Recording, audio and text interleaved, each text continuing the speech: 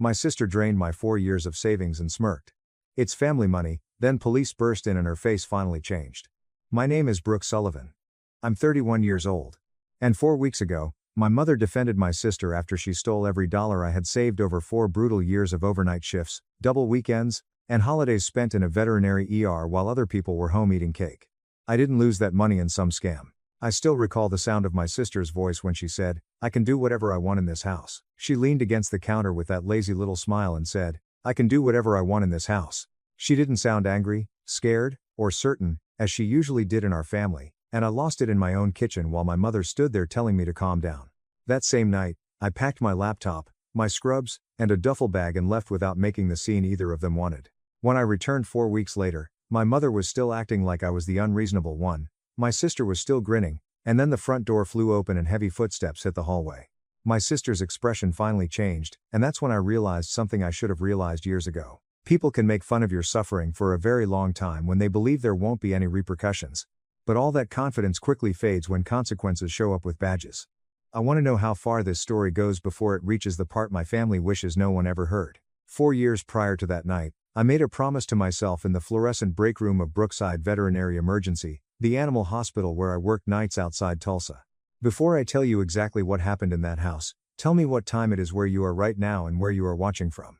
I opened my banking app, moved another small portion of my paycheck into a high-yield savings account, and labeled the folder Condo Fund. It wasn't glamorous, but it was mine. I was tired, covered in fur and antiseptic, and eating pretzels from a vending machine because I was trying not to spend money on anything I didn't absolutely need. I wanted something solid of my own, a small condo, my own front door, my own kitchen after spending the majority of my late 20s helping others survive crises, stabilizing terrified pet owners, holding oxygen masks over trembling dogs, and consoling families at 5 in the morning while they sobbed into my scrub sleeve. Madison, my younger sister, found it hilarious that there was no family drama, no borrowed space, and no one using my room as temporary storage for their chaos. Madison never worked for more than a season, but she always had a new phone, a new manicure, and enough money for concert tickets, girl trips, and whatever social media hobby she was passing off as a business that month.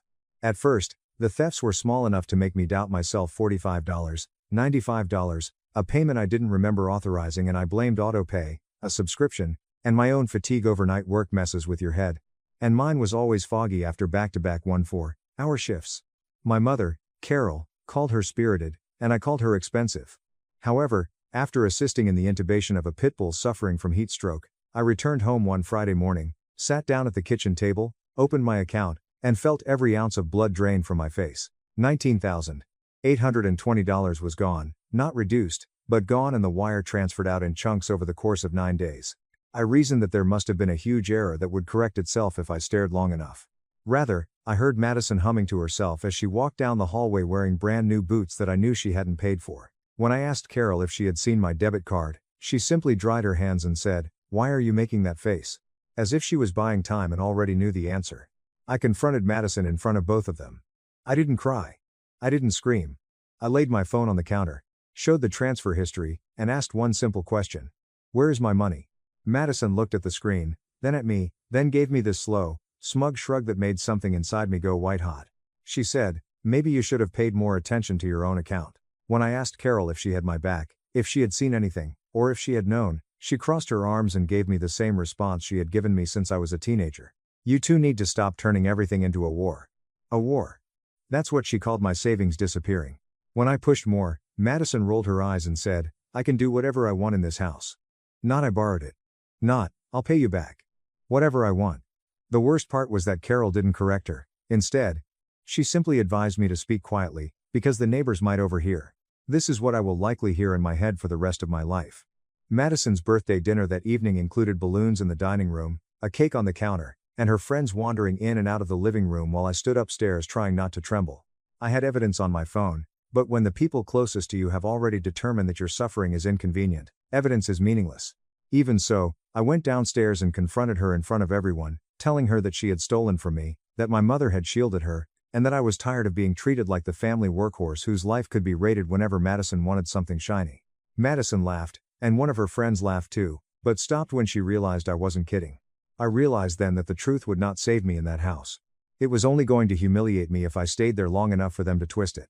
Carol yelled at me for ruining the celebration, not for the theft, but for the timing. "You're being selfish," she said loudly enough to silence the room. "Your sister is celebrating."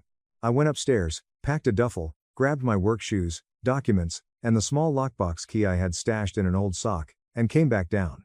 Carol told me not to be dramatic, and Madison laughed and said, "Haha, good luck out there." I gave them both a quick glance, opened the front door, and drove directly to Rachel Bennett's apartment on the north side of town.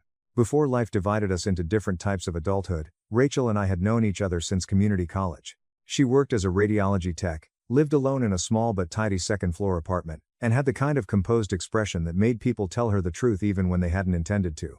She didn't ask if I was exaggerating when she opened the door and saw my bag. Instead, she simply stepped aside and said, "You have the guest room." I sat on the edge of her bed and told her everything. From Carol defending Madison in front of half the neighborhood to the missing transfers. "Start talking when you're ready." When I was done, Rachel only had one question.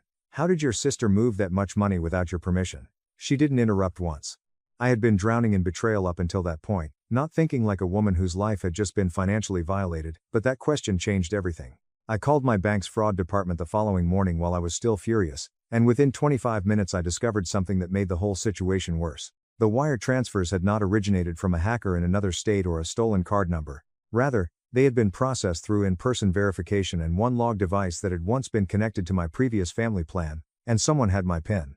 The fraud investigator instructed me to freeze the account, file a formal report, and gather any evidence of unauthorized access after I learned that someone had attempted to add Madison's secondary contact email to the account 3 weeks prior and used personal verification answers that only family would know. I did, then.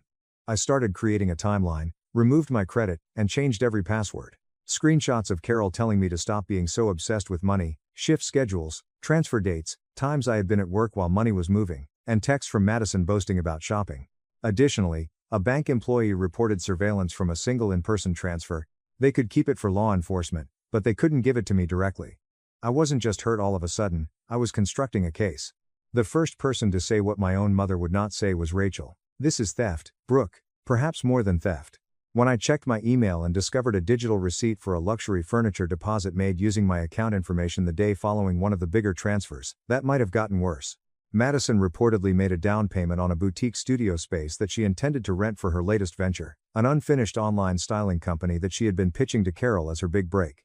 I had enough information by the end of the second week to comprehend the general nature of what transpired.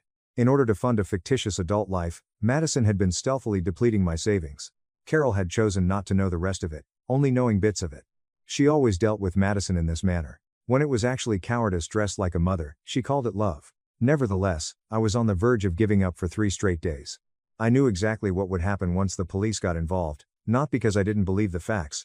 Family ties would become more rigid. Family members would serve as jurors. Carol would weep. Madison would tell lies. I would turn into the aloof, betraying daughter who brought police to her mother's door. That thought sat in my stomach like lead. One evening, while I was staring at my phone on her balcony, Rachel asked me the most honest question no one in my family had ever asked. "Would you advise someone you love to remain silent because the thief has her last name?" I said, "No," right away. I was embarrassed by that response because it indicated that I already knew what was right and had been waiting for approval to act. I therefore gave up waiting. On a Tuesday morning, in a beige interview room that smelled like printer toner and old coffee, I filed the police report. Detective Laura Mitchell was the female detective assigned to financial crimes. She didn't use the phony sympathetic tone that people use when they believe that family betrayal is too uncomfortable to discuss. She was precise, straightforward, and pragmatic. She requested any documentation proving I wasn't present during the transfers, including statements, screenshots, employment records, and login alerts. Mitchell looked up and said, "Misunderstandings usually don't need forged access credentials." That statement struck a chord with me because it was the first time an authority figure had discussed my predicament without downplaying it. I had mentioned my mother defending my sister and insisting it was just a misunderstanding.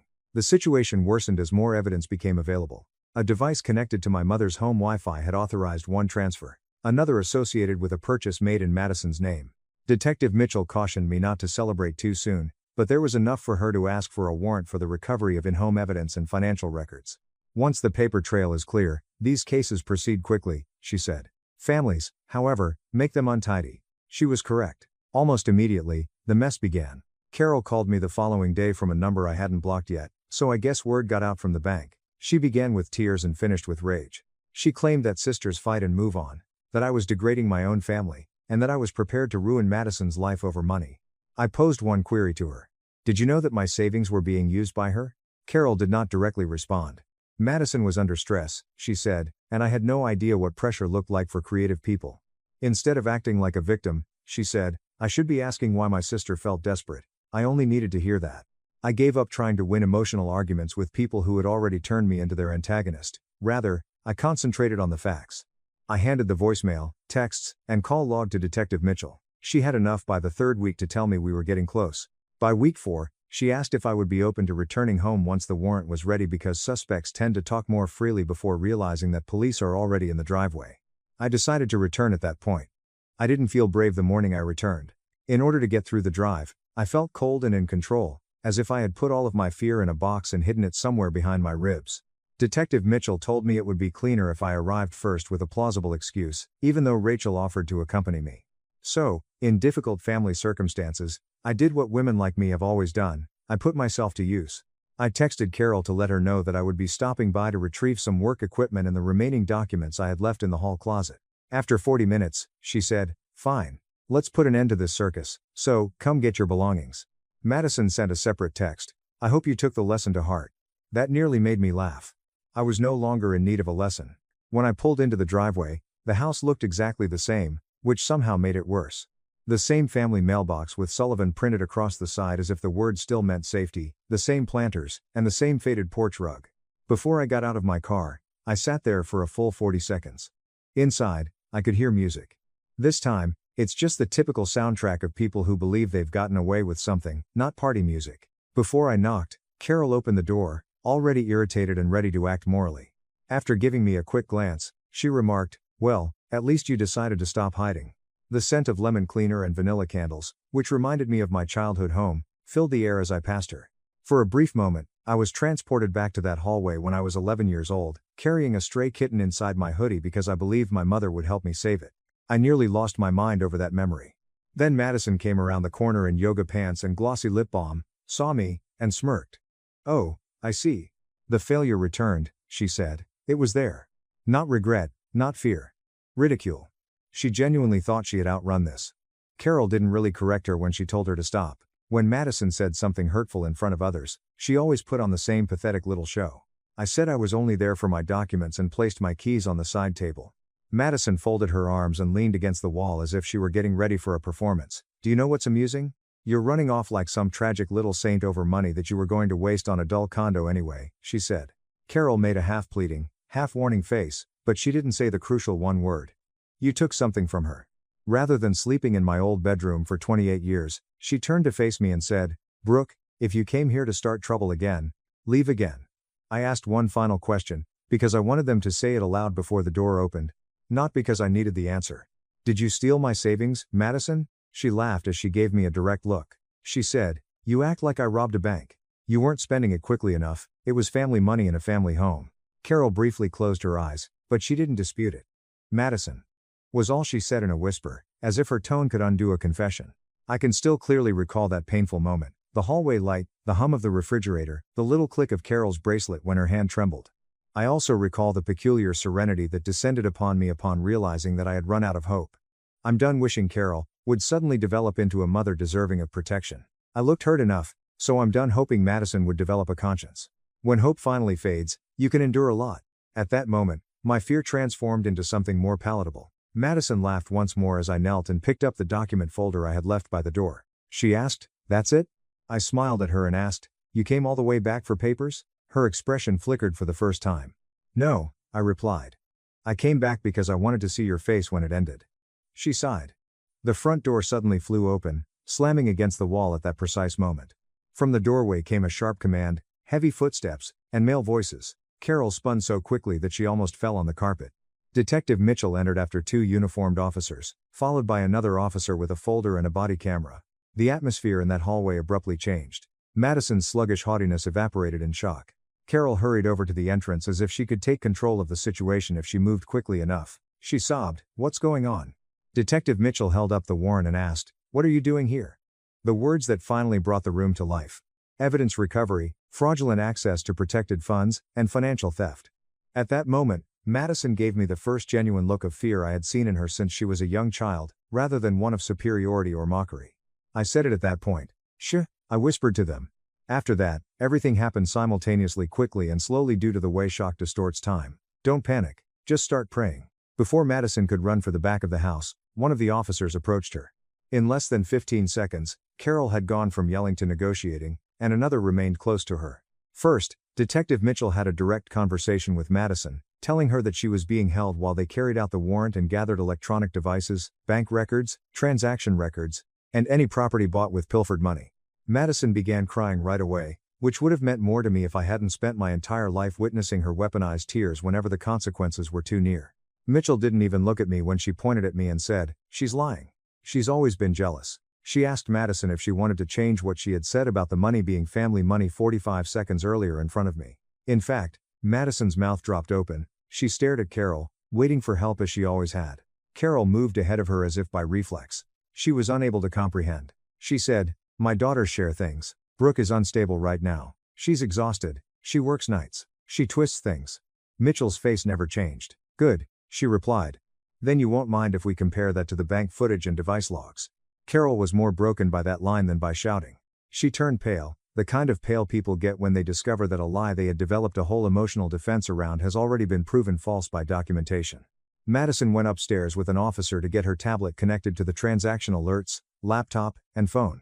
Another found a folder containing printed transfer confirmations in Carol's desk and a stack of boutique receipts in the dining room sideboard. When one of those documents was put in an evidence sleeve, I saw my mother's reaction. I wanted to know when the truth finally got to her, not because I liked it. I believe it was at that moment, not when I shed tears or departed.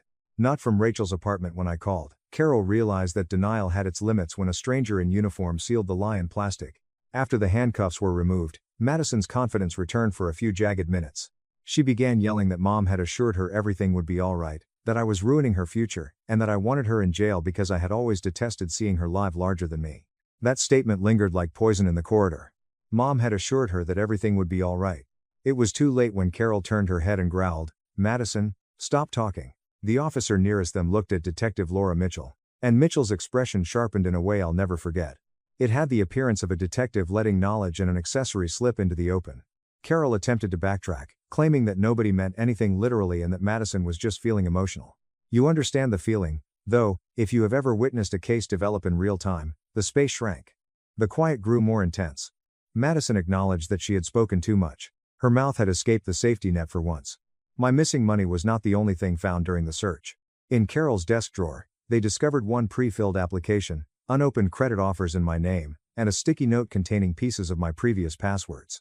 Along with a cashier's receipt demonstrating that a portion of the deposit came directly from the missing money, a purchase agreement for the studio Madison sought to rent was also found. As the officers recorded evidence, Mitchell asked me to verify a number of account numbers. My voice remained steady. I was shocked by that. For 4 restless weeks, I had fantasized about this moment and feared that I would either pass out or blow up.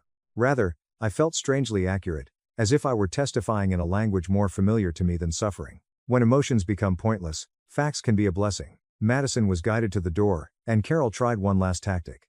With tears streaming down her face, she turned to face me and said, "Brooke, please fix this. Tell them you don't want charges. Tell them we'll work it out at home." At home. I almost laughed at that statement. My savings had been stolen at home while I worked through the night to pay for a future. My mother had viewed theft at home and referred to it as bad timing. I asked Carol the question that mattered most to me, even more than the money. If I hadn't gone to the bank, I asked, "Would you ever have told me?" She remained silent. That was sufficient. Financial crimes involving documented fraudulent transfers did not vanish because the victim was coerced at the doorway, Detective Mitchell explained, adding that the case was now underway. Drama spreads more quickly than reality in any American suburb. So Madison was taken outside sobbing, mascara smeared across her face, and neighbors were already peering through curtains. Carol yelled my name as she followed them onto the porch, acting as though I had deserted her rather than the other way around. The house fell silent in a way it had never experienced before as the cars eventually moved away, hollow, not serene. Carol returned inside and stood in the living room as if the walls had been taken. In those 7 minutes, she appeared older than she had in the 10 years prior. I must admit that I felt victorious. I didn't. I felt satisfied. There's a distinction. Triumph is hot. What I felt was cold, exact, and exhausted. I grabbed the last of my documents, grabbed the framed license with my name on it from the hallway, and headed for the door. Carol called my name once more, but this time she was softer, less irate, and pleading. I stopped, but I didn't immediately turn around. Please don't leave me alone in this. This began when I said, "You left me alone the night you chose her over the truth." After that, I departed from that house, and this time, I didn't lose anything. There was no spectacular courtroom day that followed the arrest. Paperwork, interviews, statements, and the drawn-out, unpleasant process of consequences taking up residence where excuses once existed were all part of it. 3 days later, I received a call from Detective Mitchell confirming that Madison had been officially charged with theft, fraud, and unauthorized access to a protected financial account. Due to the device evidence, password fragments, and her statements, Carol was being investigated for obstruction and potential facilitation even though she was not arrested that evening. The majority of the stolen money was temporarily credited back to my account while the bank's fraud department finished its internal investigation. I sobbed more than I had the night I left when I realized the balance had been restored. Not because the number was back, but because, for the first time in weeks, the world had answered me with something other than gaslighting. Carol began using borrowed numbers to make calls. She left voicemails in 3 distinct tones: bargaining, grief, and rage. In one, she claimed that I had ruined my sister's life due to a fleeting error. In another, she sobbed because she was losing both of her daughters at once. She attempted to sound pragmatic in another, saying, "Maybe I could tell the prosecutor I only wanted restitution, not jail time." That statement told me everything. She still saw the situation as something I was doing to Madison rather than the inevitable result of what Madison had done to me. I didn't respond to any of them. I was advised not to get emotionally involved with people who are now involved in an ongoing case by my attorney, a reserved woman named Natalie Harper, who was recommended by Rachel's cousin. "Silence is cleaner," she declared. So I let silence do its thing. Madison, on the other hand, tried a different approach with friends, family, and distant relatives who all of a sudden remembered my existence. I received a lengthy message about Grace from one of my aunts. "Blood should matter more than money," said a cousin I hadn't spoken to in 4 years. It was almost amazing how quickly everyone found philosophy once my suffering was offered up for group healing. When I was sleeping at Rachel's apartment with one duffel bag and $19,000 missing, none of them had called. However, everyone found nuance now that handcuffs were part of the conversation. For the most part, I ignored it. I only sent a straightforward reply to anyone who wasn't involved in the case. She didn't pilfer from an unknown person. While her mother assisted in hiding it, she stole from her sister. I no longer had a problem if that sentence sounded too repulsive for them to sit with. I met with the prosecutor's office about 12 days after the arrest. For the purpose of charging context rather than sentencing, they asked if I would like to make an early victim statement. Yes, I replied. I informed them that the money was important. Naturally, it symbolized 4 years of sleep deprivation, missed holidays, and meals consumed at 5 in the morning from vending machines. However, the pattern was more important. Madison had never once acted rashly. She had repeatedly reached out to me. It had been fun for her. She had made fun of me. My theft was no longer a moral dilemma, but rather an inconvenience to a birthday dinner because Carol had so thoroughly prioritized convenience over the truth. When I mentioned that the money could be replaced, I recall the prosecutor nodding. "What I need the court to understand," I stated, "is that this only happened because she believed our family name would protect her from the law." This seemed to be the main point of contention. Soon after, talks about restitution started. Madison, of course, had nothing significant in her name except debts, clothing, and fantasies, and the sum was too big for Carol to cover discreetly. In the end, Carol listed jewelry that had belonged to my grandmother's side of the family, sold her SUV, and cashed out a retirement account that she had once boasted she would never touch. I wish I could say that was enjoyable. I didn't. What I felt was closer to recognition. For the first time, it was Madison's decisions, not mine, that were causing Carol to lose something of value. That was novel. Costs had always come my way in our home. The bill had at last located its correct address. One of the family's biggest lies, that Madison was a misunderstood free spirit whose chaos was endearing when presented correctly, was also exposed by the legal process. Snorts. In a conference room with statements all over the place, she wasn't endearing. When presented with timestamps, device logs, and a deposit agreement for a studio funded by pilfered funds, she was unappealing. She appeared young, small, scared, and petty. When no one remained to applaud, the performance came to an end. After one pre-trial hearing, Carol called and said, she didn't think it would go this far. Before I could stop myself, I responded. It was the first honest thing I had said to my mother in years, and neither of us could dispute it. "That's because you taught her nothing ever would." I closed on a small 2-room condo by the river about the same time. Not ostentatious, not enormous, but tidy, bright, and mine. I had just finished stabilizing a beagle in respiratory distress at work, so I signed the final documents while wearing navy scrubs. For the fluorescent office, The mortgage broker expressed regret. I nearly burst out laughing. Fluorescent offices, built my entire adulthood.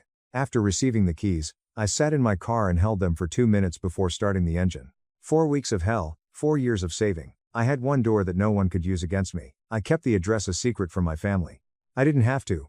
When they don't know where you sleep, some endings are more powerful. Carol appeared to be a woman who had spent her entire life rearranging reality and had finally encountered an immovable truth when I last saw her prior to the preliminary hearing.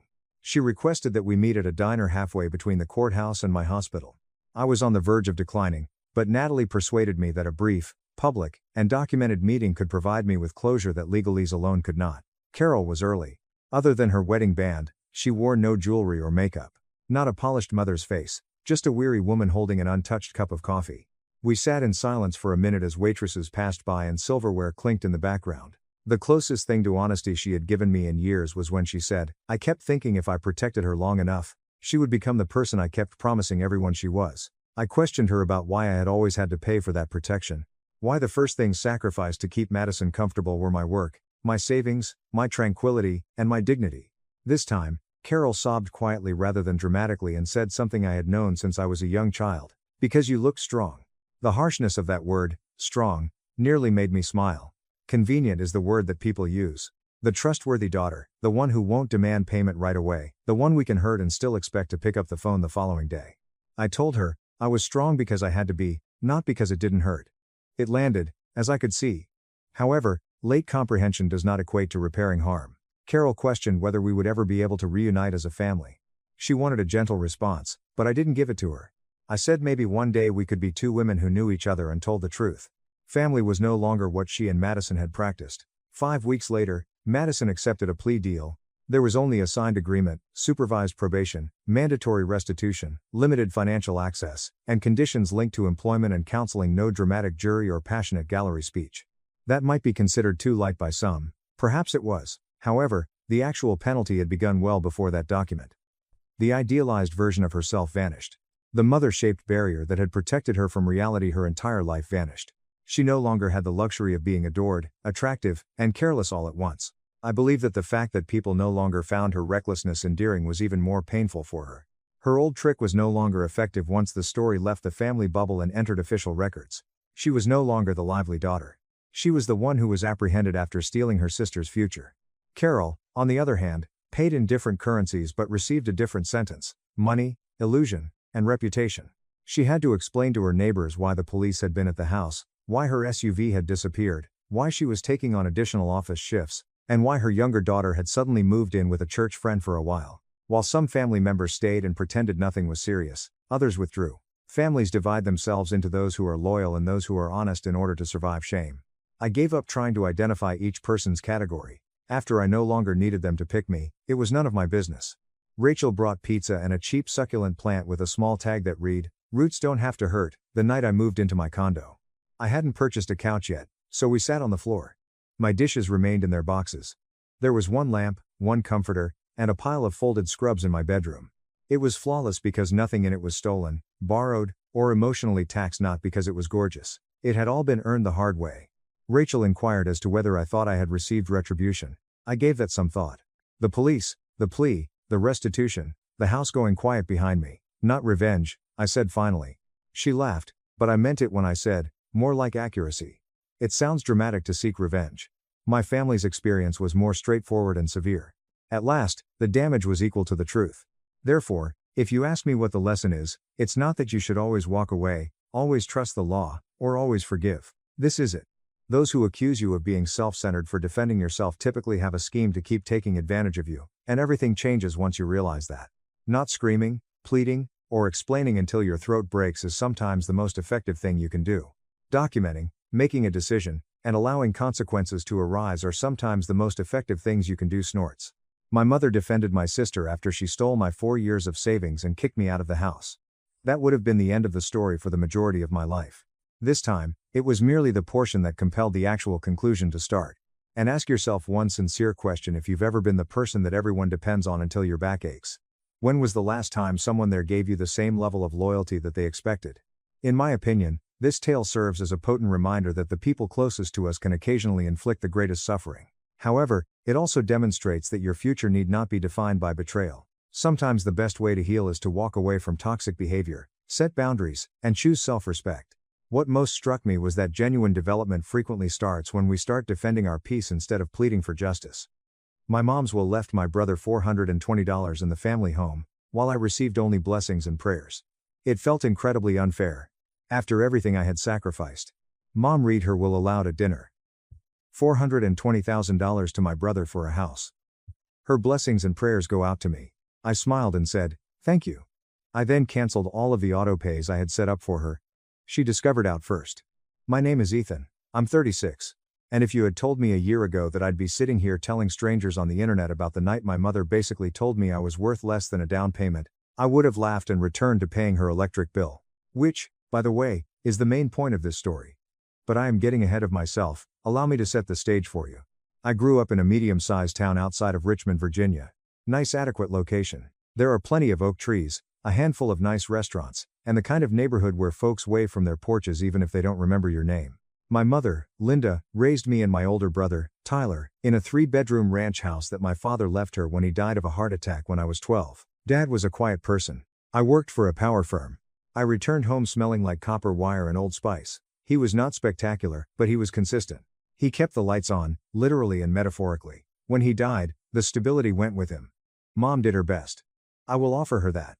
She took on shifts at the hospital, where she worked as an admission coordinator, and she kept us fed and dressed. But somewhere along the way, a pattern emerged that I didn't completely comprehend until well into adulthood. Tyler was the golden child. And I don't mean in the casual manner that people use the phrase. I mean, he could set fire to the kitchen while preparing ramen, and his mother would congratulate him for taking the initiative.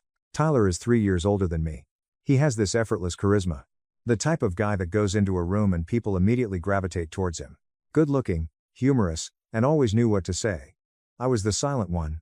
I had good grades, didn't cause problems, and helped around the house without being asked. I was essentially furniture that occasionally mowed the yard. Okay. Here's the thing.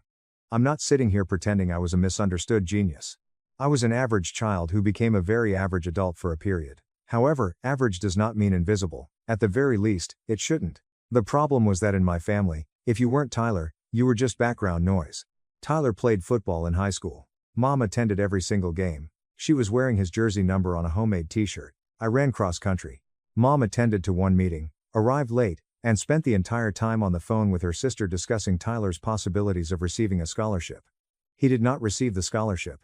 By the way. However, Tyler's popularity remained unaffected.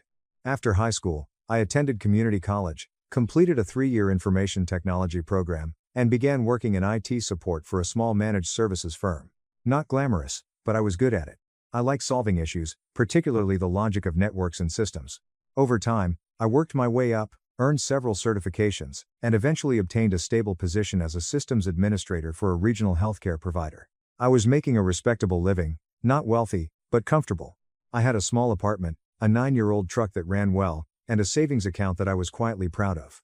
Tyler, on the other hand, shifted around. He tried real estate for a bit, then moved on to selling vehicles, and then briefly dabbled in cryptocurrency, which he could never completely explain. He generated money in bursts and spent it quickly. Tyler, according to his mother, was a visionary and an entrepreneur. I was only Ethan, who is adept with computers. This is when the financial aspect comes in, because that is ultimately what this story is about. When Mom turned 61, her health began to deteriorate. Nothing major happened at first, just the regular stuff. Bad knees, high blood pressure, and a bout of pneumonia that terrified us all. She retired from the hospital, and her pension and Social Security provided the necessities, but not much else. Her house needed a new roof, her automobile was dying. Her meds were not inexpensive, so I stepped up. I did not give a big speech about it. I've only recently begun to take charge. I set up automatic payments for her power bill, water bill, and internet. I covered her auto insurance. When the roof needed to be replaced, I set up a payment plan for $14,500 and worked on it gradually. When her car ultimately died, I co-signed for a used Camry and made the first 7 months payments until she could pick it up independently. In addition, I provided her $350 per month to provide her with a cushion. Tyler sent vibes. He'd contact Mom twice a month, tell her she was the best mother ever, and then simply forget to mention that he hadn't given anything. He did, however, occasionally treat her to lunch at Applebee's, so there's that. I did not resent it. Not really. Not at first. I told myself I was doing it because it was the proper thing to do, because my father would have wanted me to, and because that is what families do. And I honestly believe that. I am not wired to keep score. Or at least I wasn't. The way my mother talked about it, or did not talk about it, began to irritate me. She never said thank you. Not genuinely. She'd acknowledge it in the same way you would if someone held a door open for you. A short nod, maybe a distracted, "Oh, that's nice, Ethan." Meanwhile, Tyler would text her, "Thinking of you, Mom." And she'd phone me to tell me how wonderful and attentive he was. I'm not exaggerating. This truly happened several times. Natalie, my girlfriend at the time, was the first to properly call it out. She's a middle school counselor who is quite direct and does not sugarcoat things. She sat me down one night after I got off the phone with Mom and said, "Ethan, do you realize your mother just spent 20 minutes telling you how Tyler surprised her with a phone call on her birthday and didn't mention that you literally drove 3 hours to fix her garbage disposal last Saturday?" I opened my mouth to defend Mom, but nothing came out, since Natalie was correct. She was always correct about those things. It's frustrating, but also one of the reasons I adore her. But I kept paying, showing up, and becoming the invisible safety net because I told myself my mother loved me equally. She simply expressed it differently. That was what I told myself up until dinner. Mom contacted me on a Tuesday and invited the entire family over for supper on Saturday. She stated that she had something essential to say. I assumed it was a health issue, possibly a financial one. Natalie and I drove down and brought a pie, which is what you do. Tyler arrived 45 minutes late with his girlfriend Madison, whom I had only met twice and who gazed around our mother's house like she was visiting a poverty museum. Mom had prepared pot roast, which was her specialty dish for important occasions. She was in an oddly upbeat attitude, almost ecstatic. After supper, she cleared her throat and stated that she had seen her lawyer. She stated that she wanted to be open about her will so that there would be no surprises later. I thought, okay, that's actually mature and reasonable. Good for her. She then began reading. Mom brought out a manila folder as if she were preparing to give quarterly earnings. She was wearing her reading glasses, which had a small chain. She opened the folder, straightened the documents, and looked at both of us with a friendly expression that, in reality, appeared scripted. "I've thought about this a lot," she said. "And I want you boys to know that I love you both equally, but I also have to be practical. I should have known straight away. When someone begins a sentence with 'I love you both equally,' what comes next is never equal. It's similar to someone saying, 'No offense, but you're about to be offended.'" She began with Tyler. "The house," she added, "was going to Tyler. The 3-bedroom ranch where we grew up, where Dad built the back deck himself and where I spent weekends fixing the plumbing and installing outlets. But it was not all. She had also been putting money away. Given that I was paying for half of her living expenses, I had no idea she had money to save. But it appears she had been saving and investing a tiny bequest from her own mother, who died around 6 years ago. She never told me about it, by the way. Never mentioned it once in all those discussions about how tight things were. Tyler's total sheet was put aside for $120,000 solely for the purpose of purchasing a home.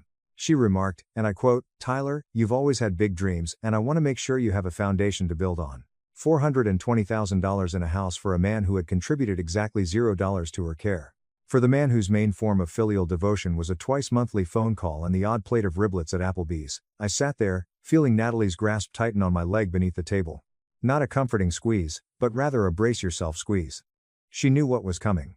To be honest, I suppose I knew too, but part of me, the silly hopeful part that kept paying bills and fixing trash disposals, hoped Mom had something special planned for me as well. Mom turned to face me. She grinned and responded, "Ethan, sweetheart, you've always been so independent, so capable. You don't need money the way Tyler does. So, what I want to give you is something more valuable than money. I'm giving you my blessing and my prayers. I know that might not seem like much now, but one day you'll understand that a mother's love is the greatest inheritance." The room became quiet. Not a peaceful type of quiet. The kind of silence that occurs immediately before someone flips a table. Madison was gazing at her phone. Tyler's expression was half remorseful, half jubilant, like a child who knows the teacher gave him a higher grade than he earned but isn't about to fix it. I looked at my mom. I glanced at the woman I'd been financially supporting for nearly 5 years. The woman whose roof I'd replaced, whose car I co-signed, whose meds I'd paid for, and whose energy bill included my bank account details was sending me blessings and prayers.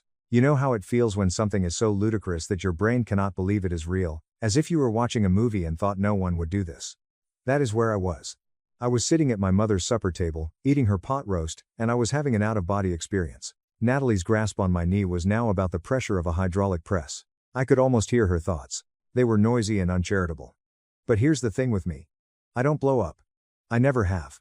Even when I should, when the situation demands a good old-fashioned eruption, I remain quiet. I am processing. I calculate. Some could term this being passive. Natalie describes it as horrifying because the quieter I get, the more surgical the response becomes. So I grinned. I looked my mother in the eyes, and I said, "Thank you, Mom, that means a lot." Tyler seemed comfortable. Mom beams. Madison continued looking at her phone, while Natalie stared at me as if I had just set a countdown timer, and she wasn't sure whether she should run or get popcorn. We completed dinner. I helped clear the table, scrubbed the dishes by hand because Mom's dishwasher had been broken for 4 months, and guess who she had contacted to come look at it. We said farewell. Mom hugged Tyler as if he were leaving for war. She touched my shoulder and said, "Drive safe, honey." We got into the car. Natalie didn't say anything for the first 10 minutes. She simply sat there, buzzing with restrained criticism. Finally, she looked to me and said, "Ethan, yeah, blessings and prayers. Tyler received $420,000. Blessings and prayers to you. That's what occurred." "Yes, and you said, thank you." I responded. She stared at me for a long time. "What are you going to do?" I remained focused on the road. "I'm going to stop paying for everything." Natalie reclined back in her seat. "Okay, not dramatically, not with a speech. I'm just going to stop tonight." And I did. When we came home, I sat down at my laptop, opened my banking app, and began canceling all of the bills: electric, water, internet, auto insurance, and the $350 monthly transfer. Every automatic payment that included my mother's name or address. I did not send a text.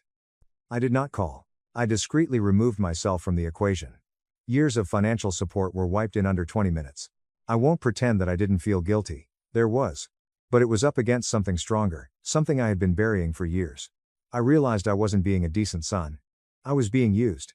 There is a distinction, and I had been too close to notice it. Natalie sat next to me the entire time. She did not cheer. She did not gloat. She gently put her hand on my back and said, "You okay?" I answered, "I think so. Ask me again on the 1st. The 1st was when the bills were due. The direct debits would then bounce. That's when my mother would realize her safety net had quietly packed up and left. The following few weeks were weird. I felt lighter than I had imagined. I also felt guilty, as I expected. Natalie was excellent about it. She didn't force me to talk about it, but she also didn't let me to spiral. She'd see me glancing at my phone, waiting for Mom to call, and she'd just raise an eyebrow and say, "Not yet." Tyler only contacted me once throughout that period, which was rare. He wanted to know if I had heard about any new investing opportunities. I said I was busy and hung up. He did not call back. Mom called me the next week to inform me about something she had seen on television. A regular, conversational call. She did not mention the will. She didn't ask how I felt about it. She spoke for 20 minutes about a cooking show before saying she needed to leave since Tyler was calling on the other end of the line. I said farewell but felt nothing. Then the 1st of the month came. I was at work when my phone started buzzing. Mom sent me a text first, then another, then a phone call, and another. I let them all go to voicemail. When I checked during my lunch break, I discovered 4 missed calls and a string of texts that ranged from bewildered to scared. "Ethan, my electric bill is saying past due. Did something happen with the bank? Ethan, call me back, please. Ethan, my car insurance got canceled. What is going on? Ethan, call me." I've read them all. I took a mouthful of my sandwich and texted a single line. "Hey, Mom, sorry, been busy at work, what's going on?" She called right away. I let it ring 3 times before picking up. She was frantic. Her electric company threatened her with a shut-off notice. Her car insurance had lapsed. Her internet was down. She didn't understand what had happened. She kept shouting, "Something's wrong with the bank, Ethan, something's wrong." I calmly replied, "Mom, I canceled the autopays. There is no more sound." A weighty quiet. "You what?" "I canceled them, all of them. Electricity, water, insurance, and monthly transfers. I canceled everything. Why would you do that?" Here it was. I took a deep breath and said, "Because you told me that what I deserve is your blessing and your prayers, so I figured you didn't need my money anymore. You've got something more valuable, remember?" The silence on the other end of that phone call lasted about 8 seconds, which doesn't sound like much until you're living it. My mother spent 8 seconds recalculating her entire reality. Then she did what she normally does when confronted. She was sobbing. "Ethan, how could you do this to me? I'm your mother. I'm 66 years old and you're going to let my lights get shut off. And look, I'm not made of stone." Hearing your mother cry will always hit different, no matter how justified you are. But I'd been the invisible wallet for 5 years, and I'd spent the car journey home from that supper doing mental math. Do you know how much money I gave my mother throughout those 5 years? I got down and estimated it the night I decided to cancel everything.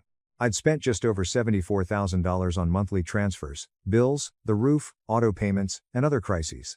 $74,000, and I received blessings and prayers. "Mom, I blurted, I love you, but I can't keep doing this. You have $420,000 set aside. You have a house that's paid off. You'll be fine. That money is for Tyler. That's his future. And apparently my future is prayers. So let's both lean into our inheritances and see how it goes. She hung up on me, which was okay. I expected it. The calls continued to come in for the next few days. However, this is not from Mom. She went silent on me as punishment. Tyler called, as did Aunt Carol, my mother's sister. My cousin Ashley, whom I hadn't spoken to in probably 3 years. Madison texted me, which was unusual for someone with whom I had only had about 6 talks. The story was already set. Ethan was being harsh. Ethan was abandoning his mother. Ethan was punishing a sweet elderly woman for making a sensible estate decision. Nobody, and I mean nobody, addressed the 5-year financial support. Nobody recognized the $74,000. No one asked for my side. Tyler's call was special. He called me on a Wednesday evening and said, "Bro, what are you doing? Mom's a mess. She'll figure it out. She's got resources. Come on, man. You know that money isn't liquid, it's invested. She can't just pull it out. Then maybe she should ask her financial advisor for some blessings and prayers." He didn't find that funny. "Ethan, you're being petty. This isn't about money." "You're right, Tyler. It's not about money. It's about the fact that I've been carrying this family financially for 5 years and Mom told me to my face that what I deserve is a pat on the head. So if it's not about money, then me stopping shouldn't be a problem." He stammered something about how Mom loves us both and how the will was just practical because I'm more stable. How I should avoid taking it personally. The same deflections and justifications. I told him I had to leave and hung up. That marked the start of what I call the Black Month. Not because anything bad had happened, but because everything seemed weighty. I was continually second-guessing myself. Was I acting petty? Was I punishing my mother for a decision she had full legal authority to make? Was I the villain in this story? Natalie served as my steadfast support throughout. She didn't tell me I was correct. She didn't say I was wrong. She asked me questions. Good ones. "Ethan, if your mom had split things equally and you found out later, would you have kept paying her bills?" "Yes, without hesitation. And if she'd split things unevenly but acknowledged everything you'd done, thank you. Would it have made a difference if I had only said it once with genuine sincerity?" I had to think about it, and the answer was probably yes, too. It was not about the money. It was about being seen, being valued, and being more than the dependable person who is taken for granted because he never complains. Natalie also said something I hadn't considered. "You know, your mom's been getting your money and Tyler's attention, right? She's been double dipping. She gets the emotional validation from him, and the financial security from you. And she doesn't have to give either of you what the other one provides because you each fill a different role. You're not her son, Ethan. You're her utility." That statement hit me like a freight train because it was true. I was the utility, the steady background appliance that kept the house operating. No one thanks the water heater until it breaks. During that time, I focused entirely on my work. My employer was going through a major infrastructure move, so I volunteered for whatever extra projects I could find. My boss, a guy named Victor who looked like he was born in a server room, saw the increase and drew me aside. He inquired if everything was fine. I gave him the shortened version. He nodded and continued, "Family stuff is the worst because you can't reboot the system and start fresh." He then told me that there was a senior architect post opening up in the next quarter and that I should apply. I assured him I would. I also started doing something I'd never tried before. I began spending money on myself, not dangerously, but purposely. I took Natalie to a good restaurant, not Applebee's. I bought a new set of tools for my woodworking hobby, which I had neglected. I signed up for a certification course that I'd been putting off since the $1,450 tuition sounded extravagant while my mother's debts were on my mind. It's incredible how much breathing room you have when you're not paying for someone else's life. About 7 weeks after the supper, something unexpected occurred. Natalie and I had been dating for about 3 years when she sat me down one night and said, "I want to talk about us." That sentence could go either way. My heart rate rose proportionately. She told me that watching me go through this, seeing me stand up for myself and deal with the consequences without crumbling, made her realize something. She said, "I always knew you were steady, but now I know you're strong. Those aren't the same thing." She then said she wanted to move in with him, not as a trial run, but as a step towards something more permanent. I answered yes before she finished her sentence. We found a place within a month. A 2-bedroom townhouse with a small backyard and garage. I immediately marked it for a workshop. It was ours, not mine or hers. Ours. For the first time in my life, something felt equal. Meanwhile, the family situation was developing. Mom was still not speaking to me. Tyler had been sending me passive-aggressive texts every few days. Things like, "Hope you're sleeping well," and "Mom's struggling, but I'm sure you're too busy." I didn't say anything. I wasn't trying to be cold, I'd learned something important. You cannot reason with people who have already decided you are the problem. The only thing you can do is continue living. Aunt Carol called me on Sunday morning. She was the only family member I thought would actually listen because she had always been nice to me growing up. She began, "Ethan, honey, I just want to understand what happened." So I told her everything. Everything. Bills, roof, car, monthly transfers, total amount, will reading, blessings, and prayers. She remained quiet for a long time. Then she said, "Linda never told us you were paying for all that." "I know." She explained that Tyler was assisting with the bills. I let it sit. I didn't even have to say anything. Carol connected the dots herself. "Oh, honey," she said, and her voice had a quality I hadn't heard from a family member in a long time. It sounded like someone was actually watching me. Carol did not take sides publicly, but I could tell something had changed. She began calling me more frequently, just to check in. She was simply present, which meant more to me than any amount of money. The senior architect position Victor mentioned was advertised internally, and I applied. Natalie conducted 3 rounds of interviews and quizzed me on technical scenarios every night for 2 weeks.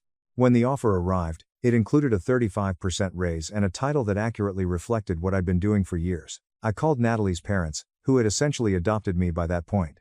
Her father, Thomas, a retired electrician, shook my hand so hard that I thought he would dislocate my shoulder. Her mother, Margaret, made me a cake, an actual celebration cake. I nearly burst into tears at that kitchen table because I couldn't recall the last time someone had complimented me on something I'd done. 4 months after the dinner, I had a new job, a new home, and a renewed sense of myself. The old Ethan, the utility, and the invisible safety net were fading. And I was beginning to like the person who was replacing him. Tyler continued to call me months after the dinner. Not a passive-aggressive text, but a phone call. And he sounded different, smaller, as if he had lost air. "Ethan, we need to talk for real this time." I almost didn't answer. Natalie was sitting across from me at the kitchen table grading papers when she noticed the caller ID. She raised an eyebrow, which in Natalie language means, "Your call, but I'm here." I answered.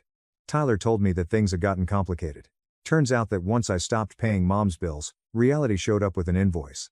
Mom had burned through more of her own monthly income than I'd realized, mostly because she'd been spending freely, knowing my auto-pays covered the essentials.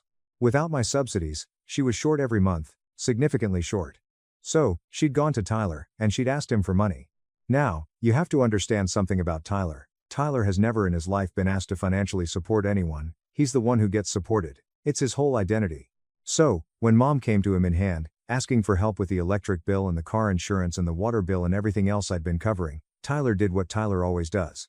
He promised the world and delivered a postcard.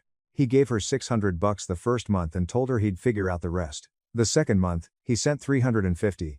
The third month, he sent nothing because he'd gotten into some new business venture that required startup capital. By month 4, Mom was behind on nearly everything, and Tyler was dodging her calls the same way he used to dodge mine. "She's losing it, Ethan," Tyler said.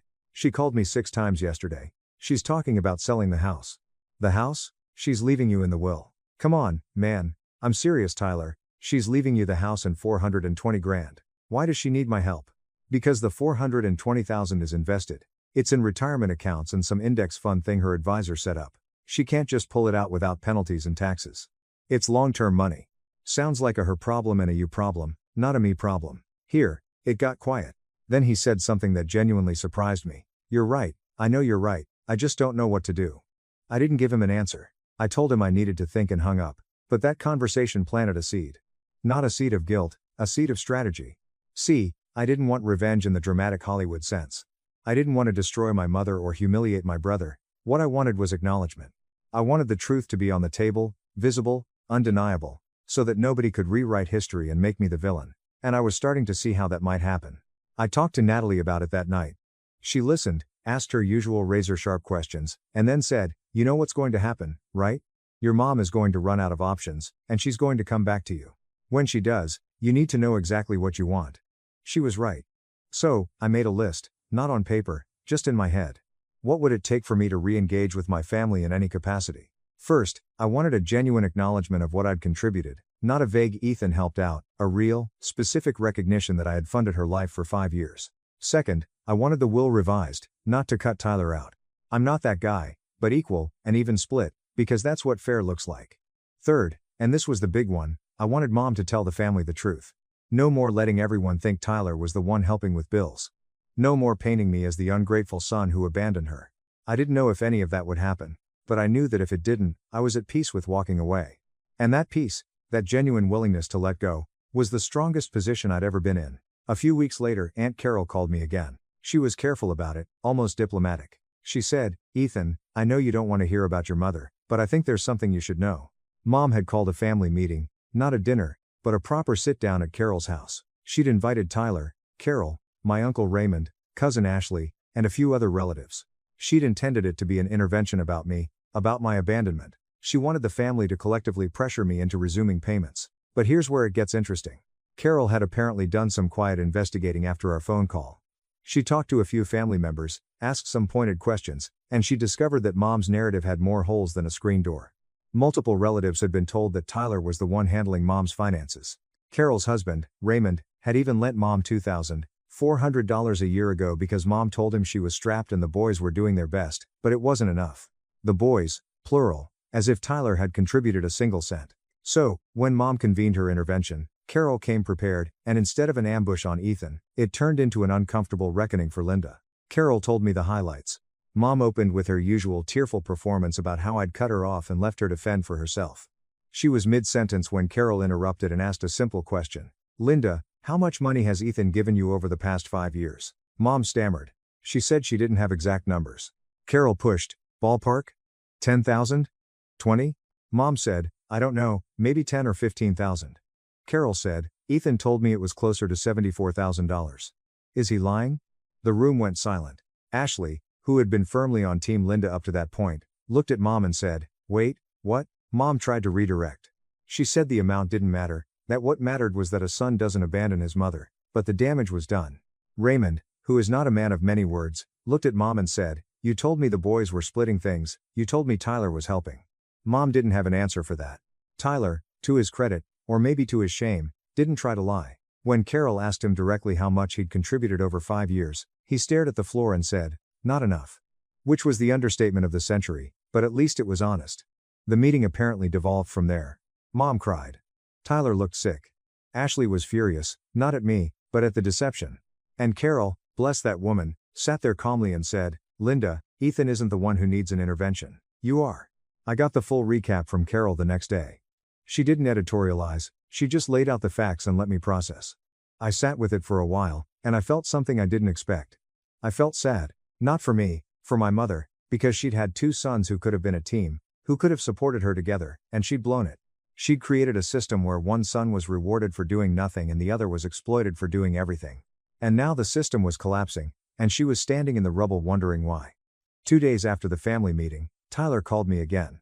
This time he didn't open with excuses. He said, "Ethan, I owe you an apology. A real one. Not the kind where I say sorry and then explain why it wasn't my fault. Just sorry." I didn't respond right away. I let the silence breathe. "I knew," he said. "I knew you were paying for everything. I knew, and I let it happen because it was easier for me. And when Mom told me about the will, I should have said something. I should have told her it wasn't fair, but I didn't because I'm selfish. I've always been selfish, and I'm just now starting to see how much that cost you. I'm not going to pretend that one phone call fixed everything. It didn't, but it cracked something open, a door I thought was sealed shut. What do you want to do about it?" I asked. "I want to fix it. I don't know how, but I want to try." "Then let's start with Mom because this doesn't work unless she sees it too." Tyler agreed. And for the first time in our entire lives, my brother and I were actually on the same page. Tyler and I met for coffee the following Saturday. Just the 2 of us. No girlfriends, no family buffer. We sat in a corner booth at a little place near my office, and for the first time in probably a decade, we actually talked, not surface-level stuff, real talk. He told me things I'd never heard before. He said he'd always known Mom favored him, and that it had messed him up in ways he was just starting to understand. He said, "Being the golden child sounds great until you realize it comes with this unspoken expectation that you'll never actually have to prove anything, which means you never actually grow." He said he'd spent his adult life bouncing from thing to thing because nobody ever made him stick with anything. And every time he failed, Mom was there to tell him he was still amazing. "You got the opposite deal," he said. "You got ignored, and it made you build something real. I got praised, and it made me build nothing." I won't lie, that was a gut punch because he was right. The guy who could charm a room was sitting across from me with no charm at all, just raw truth. And it was the most real version of my brother I'd ever seen. We talked about what to do with Mom. Tyler said he'd been thinking about it, and he wanted to go to her together, not to ambush her, not to lecture her, but to lay it all out. He said he'd tell her he wanted the will changed, equal split, everything down the middle. He said if she refused, he'd decline the inheritance entirely. I asked if he meant that. He looked me in the eye and said, "Ethan, you spent $74,000 on our mother and she gave you a Hallmark card. The least I can do is make sure the will isn't another slap in the face." We set it up for the following weekend. Carol offered to be there as a neutral party, which I appreciated. Natalie offered to come, but I told her this was something I needed to do with just family. She understood. She kissed me on the forehead before I left and said, "Remember who you are now. Don't let her pull you back into who you were." We drove to Mom's house on a Sunday afternoon. The place looked rougher than I remembered. Overgrown flower beds, gutters sagging, unopened mail stacked on the porch. Without my support, things had slid. I reminded myself this was the consequence of her choice, not mine. Mom opened the door and looked surprised to see both of us. She hugged Tyler immediately, the full embrace. She looked at me and said, "Ethan," like she was acknowledging a delivery driver. We sat in the living room. Carol was already there with 2 cups of tea and that calm, measured expression she gets when she's prepared to referee. Mom sat in her recliner, the one Dad used to sit in, and crossed her arms, defensive before anyone had said a word. Tyler spoke first, which surprised me. He started by telling Mom that he loved her, that he'd always love her, and that what he was about to say came from that love. Then he said, "Mom, the will isn't fair, and I think, it's not fair." Mom's jaw tightened. I explained my reasoning. "Ethan is stable. He doesn't need the money." "Mom," Tyler said, "Ethan spent almost $74,000 keeping your life running. He paid your bills, fixed your house, co-signed your car, and you gave him nothing. Not even a real thank you." I gave him my blessing. Carol leaned forward. "Linda, blessings don't pay electric bills. You know that." Mom looked at me and for the first time there wasn't frustration or entitlement in her eyes. There was something else. Fear, maybe. The fear of someone who's realizing the story they've been telling themselves doesn't hold up under scrutiny. I spoke carefully. "Mom, I didn't stop paying your bills to punish you. I stopped because you showed me very clearly what you think I'm worth, and I believed you. So, I treated myself accordingly. I stopped undervaluing myself the way you've been undervaluing me my entire life." She started to cry, but this time it didn't feel performative. It felt real. The kind of crying that comes from a crack in something you've been keeping sealed for a long time. "I didn't mean it like that," she said. "Then what did you mean, Mom?" "Because from where I was sitting, it felt like you were telling me that Tyler's dreams matter and mine don't. That his future is worth investing in and mine isn't. That I'm the reliable one, so I don't need to be appreciated." She didn't answer right away. She sat in Dad's chair and cried. And Carol handed her a tissue, and the room was quiet in a way that felt necessary, like something needed to drain before anything could be rebuilt. Finally, she looked at me and said, "I'm sorry, Ethan." 3 words, and I could tell they cost her everything. My mother is not a woman who apologizes. She redirects, she deflects, she reframes. But this time there was nowhere to go. The truth was in the room, and everyone had seen it. "I took you for granted," she said. "I told myself you didn't need me to worry about you because you always figured things out, but that wasn't fair. You figured things out because you had to, because nobody was figuring them out for you. And I should have seen that. I should have seen you." I nodded. I didn't trust myself to speak for a second because there was a lump in my throat the size of a baseball. Natalie wasn't there, but I could hear her voice in my head saying, "It's okay to feel this." Tyler put his hand on Mom's arm and said, "Mom, I want you to change the will. Equal split. The house, the money, everything equal." Mom looked at him like he'd suggested they sell the house and move into a tent. "Tyler, that money was for your future. My future is my responsibility, just like Ethan's been handling his. It's time I handled mine." She looked between us. I could see the gears turning. The old narrative, the one where Tyler was the dreamer who needed protecting and Ethan was the dependable machine who didn't need fuel, was crumbling in real time, and underneath it was a mother who had made a terrible mistake and was only now understanding the cost. "I'll call the lawyer," she said quietly. "I'll change it equal." I exhaled. I didn't realize I'd been holding my breath. Carol smiled. Not a big triumphant smile, just a small warm one. The kind that says we got where we needed to go. We stayed for another hour. Mom told me she'd never fully dealt with losing Dad, and that she thinks she latched on to Tyler because he reminded her of him, the charm, the ease. She said she looked at me and saw herself quiet, hardworking, invisible, and instead of identifying with that and lifting me up, she'd looked away because it was too much like a mirror. That doesn't excuse it, but it explained it. And sometimes understanding is the first step towards something better. The will was changed the following month. Equal split right down the middle. Mom also wrote me a letter, a real one, handwritten for pages long. She apologized for every specific thing she could remember. The cross-country meets she missed. The achievements she glossed over. The years of financial support she never acknowledged. She said she didn't expect forgiveness immediately, but she wanted me to know that she saw me now, for real. I keep that letter in the drawer of my nightstand. I've read it maybe a dozen times. Tyler started paying Mom's bills. Not all of them, but he set up a monthly contribution, and stuck with it. He also got a stable job as a sales manager at a building supply company. Not glamorous, but steady. He told me it was the first job where he felt like he was earning something instead of just performing. As for me, I got the promotion, senior systems architect. Natalie and I got engaged 4 months later. Thomas cried at the proposal dinner, which was hilarious because the man is built like a refrigerator. Mom came to the engagement party. She brought a gift, a framed photo of me and Dad from when I was about 9 standing on the back deck. He built both of us grinning. On the back, she'd written, "He would be so proud of you. I am too." I didn't cancel my mother, I canceled the dynamic. The dynamic where I gave everything and received nothing, where my value was measured by my usefulness and my brother's value was measured by his potential. That dynamic is dead. What replaced it isn't perfect. Mom and I are still rebuilding. Tyler and I are closer than we've ever been. It's messy, real, human, but I'm not invisible anymore. I'm not the water heater. I'm Ethan. I'm 36. I'm engaged to the best woman I've ever met. I've got a career I'm proud of, and I've got a family that's finally learning to see me. And yeah, I've still got my mother's blessing and prayers.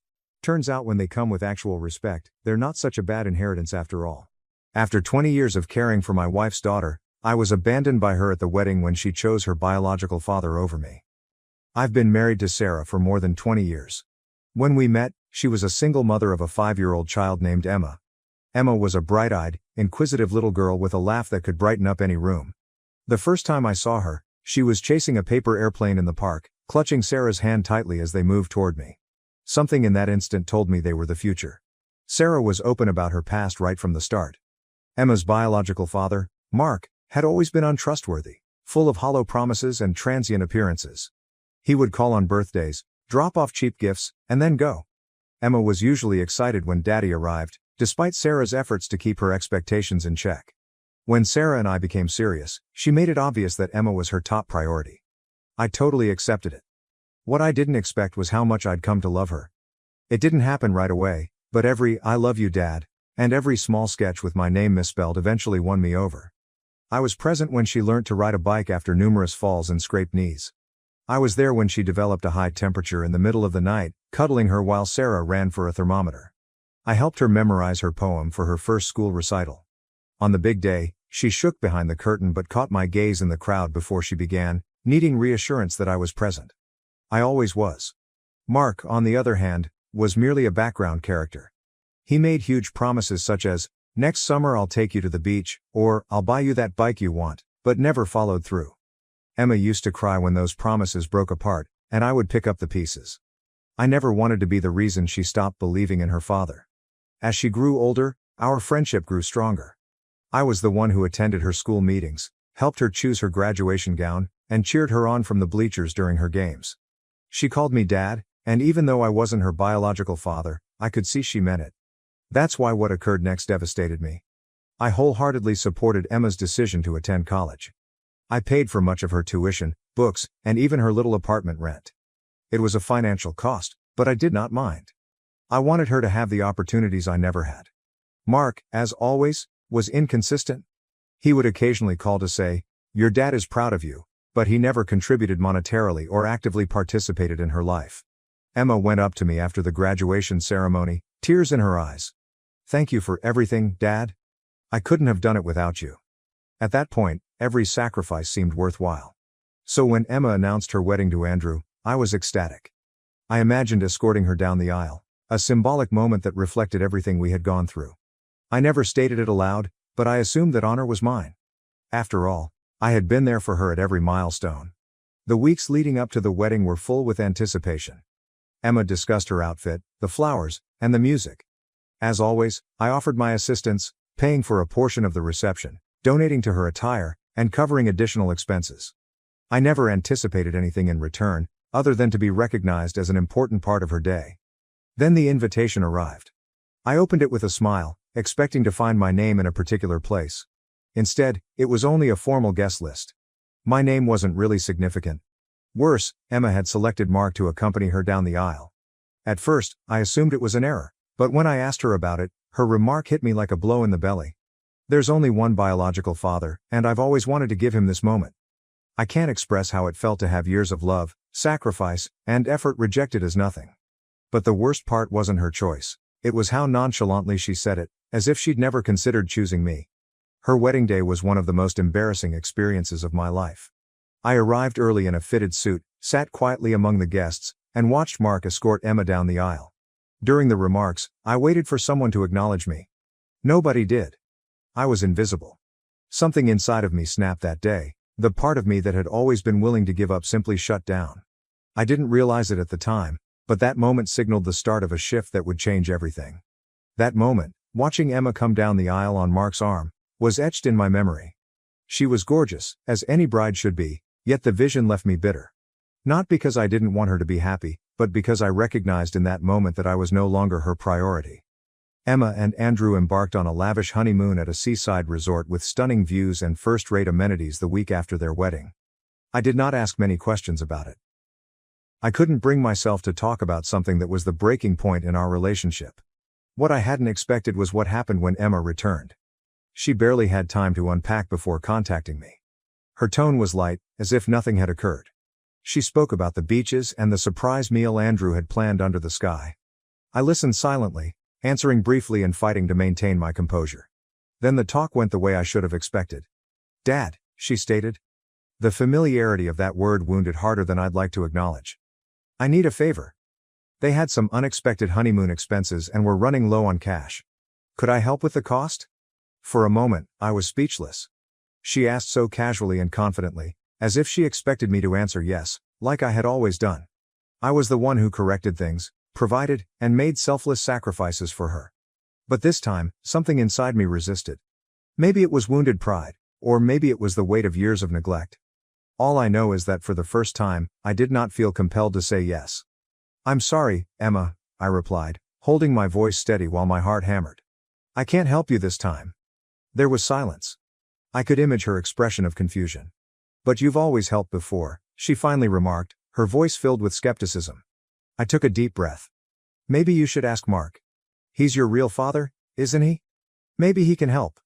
There was another long pause, followed by a whispered, "I understand," before she hung up. There was no dispute or fury, only an abrupt conclusion that left an empty space in my chest. Later, Sarah confronted me. She called me heartless and claimed I couldn't simply abandon Emma when she needed me. I told her it was not about money, but about respect. I was there for her for over 20 years, Sarah.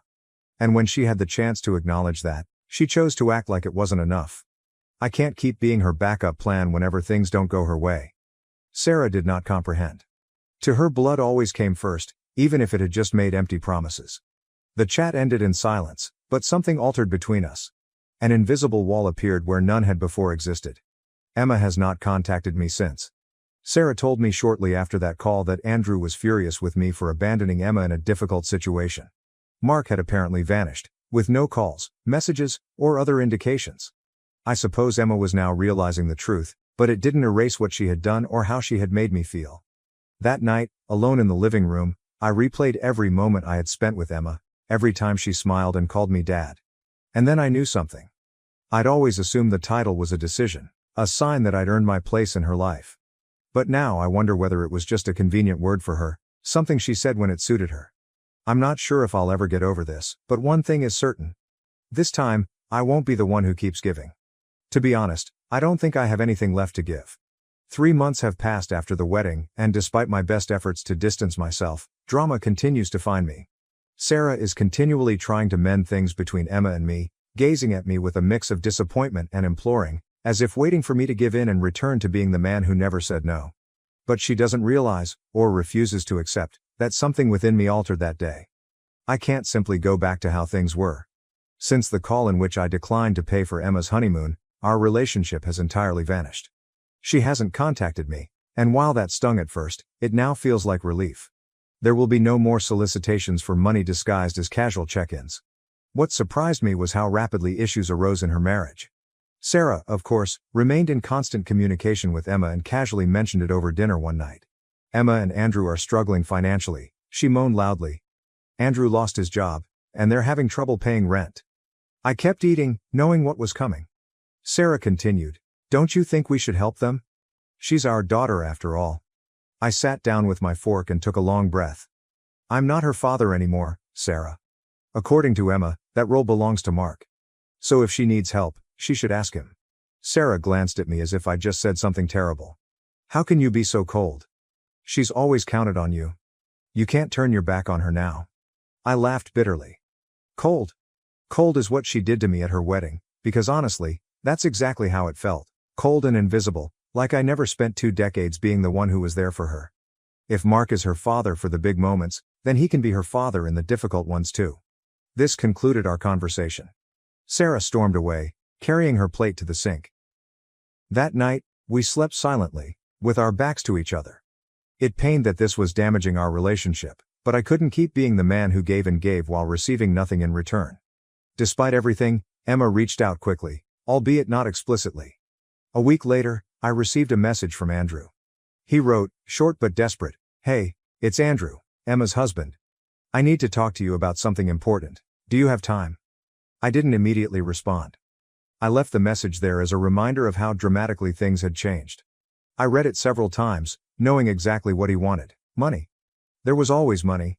I eventually decided to hear him out. I had nothing to lose. We met in a neighborhood cafe. Andrew was already there, nervously tapping his foot and looking at the untouched coffee. I sat down silently, expecting him to speak first. "Thanks for coming," he finally murmured, his tone lacking sincerity. It seemed more like an obligation.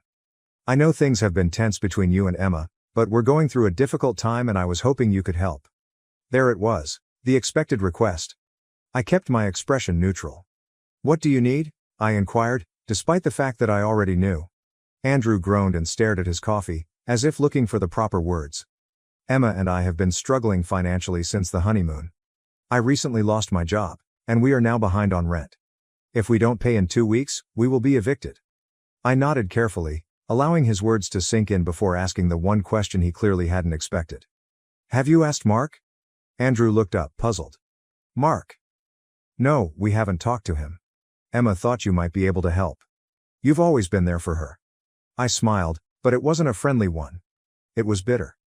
"Ironic." "Exactly," I murmured, leaning forward. "And yet, when she had to choose, she picked Mark. So no, Andrew, I won't be helping this time. Maybe it's time for Mark to finally step up for once." Andrew tried to argue that it wouldn't be fair if they were evicted. That it wasn't only about Emma, but also about him. I raised a hand to stop him. "This conversation is over," I stated firmly.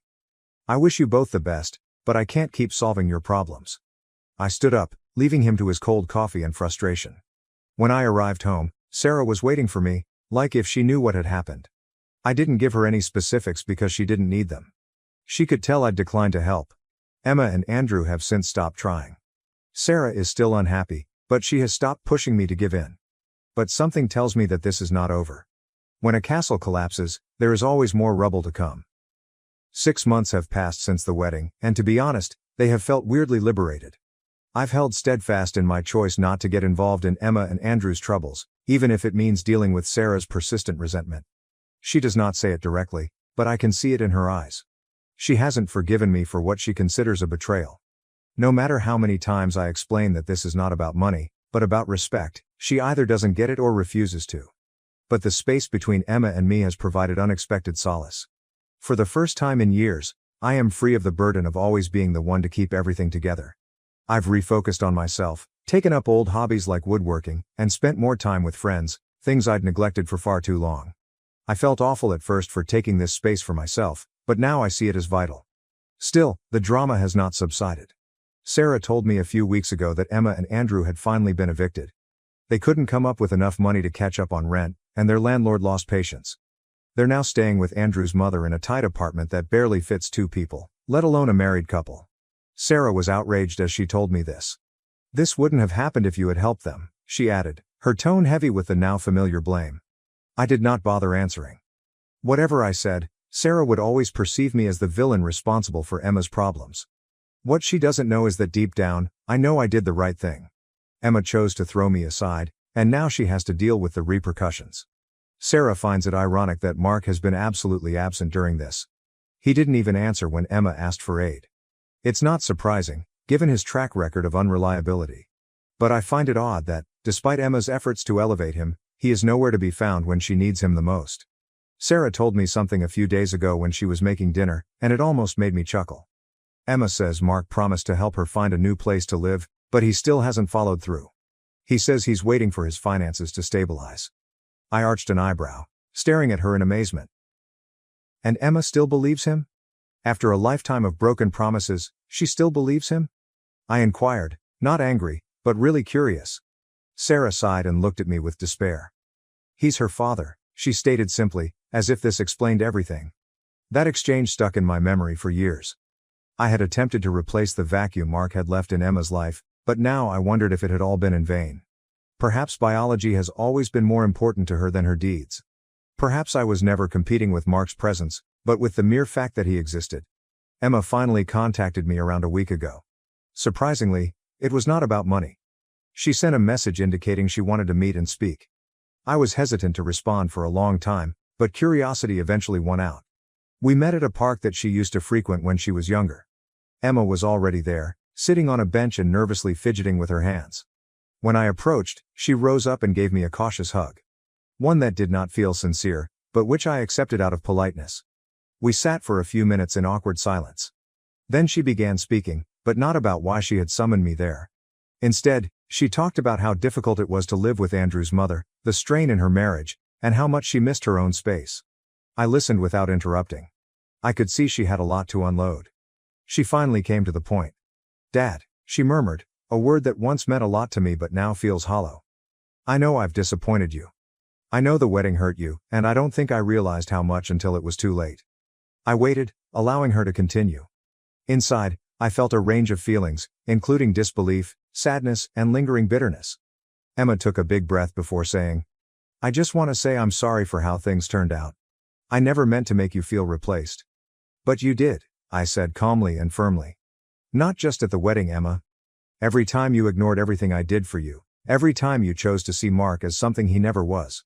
You say you didn't want me to feel replaced, but honestly, I don't think I was ever in that place to begin with." Emma looked down, clearly startled by my remarks. Perhaps she expected me to simply take her apologies and go back to the way things had been, but that wasn't an option anymore. Certain things, once broken, cannot be fixed. The conversation came to an end shortly thereafter. As we said our goodbyes, she told me she hoped we might repair our connection over time. I didn't answer, not because I didn't want it to happen, but because I wasn't sure it could. Emma didn't simply break my heart, she also shattered something deeper, my faith in her. Update: I did something that Sarah and Emma will never forgive me for, and I'm not sure whether I should even seek forgiveness. My relationship with Sarah has deteriorated beyond what I could have imagined during the last year, following the wedding. What began as an emotional distance has grown into an insurmountable divide.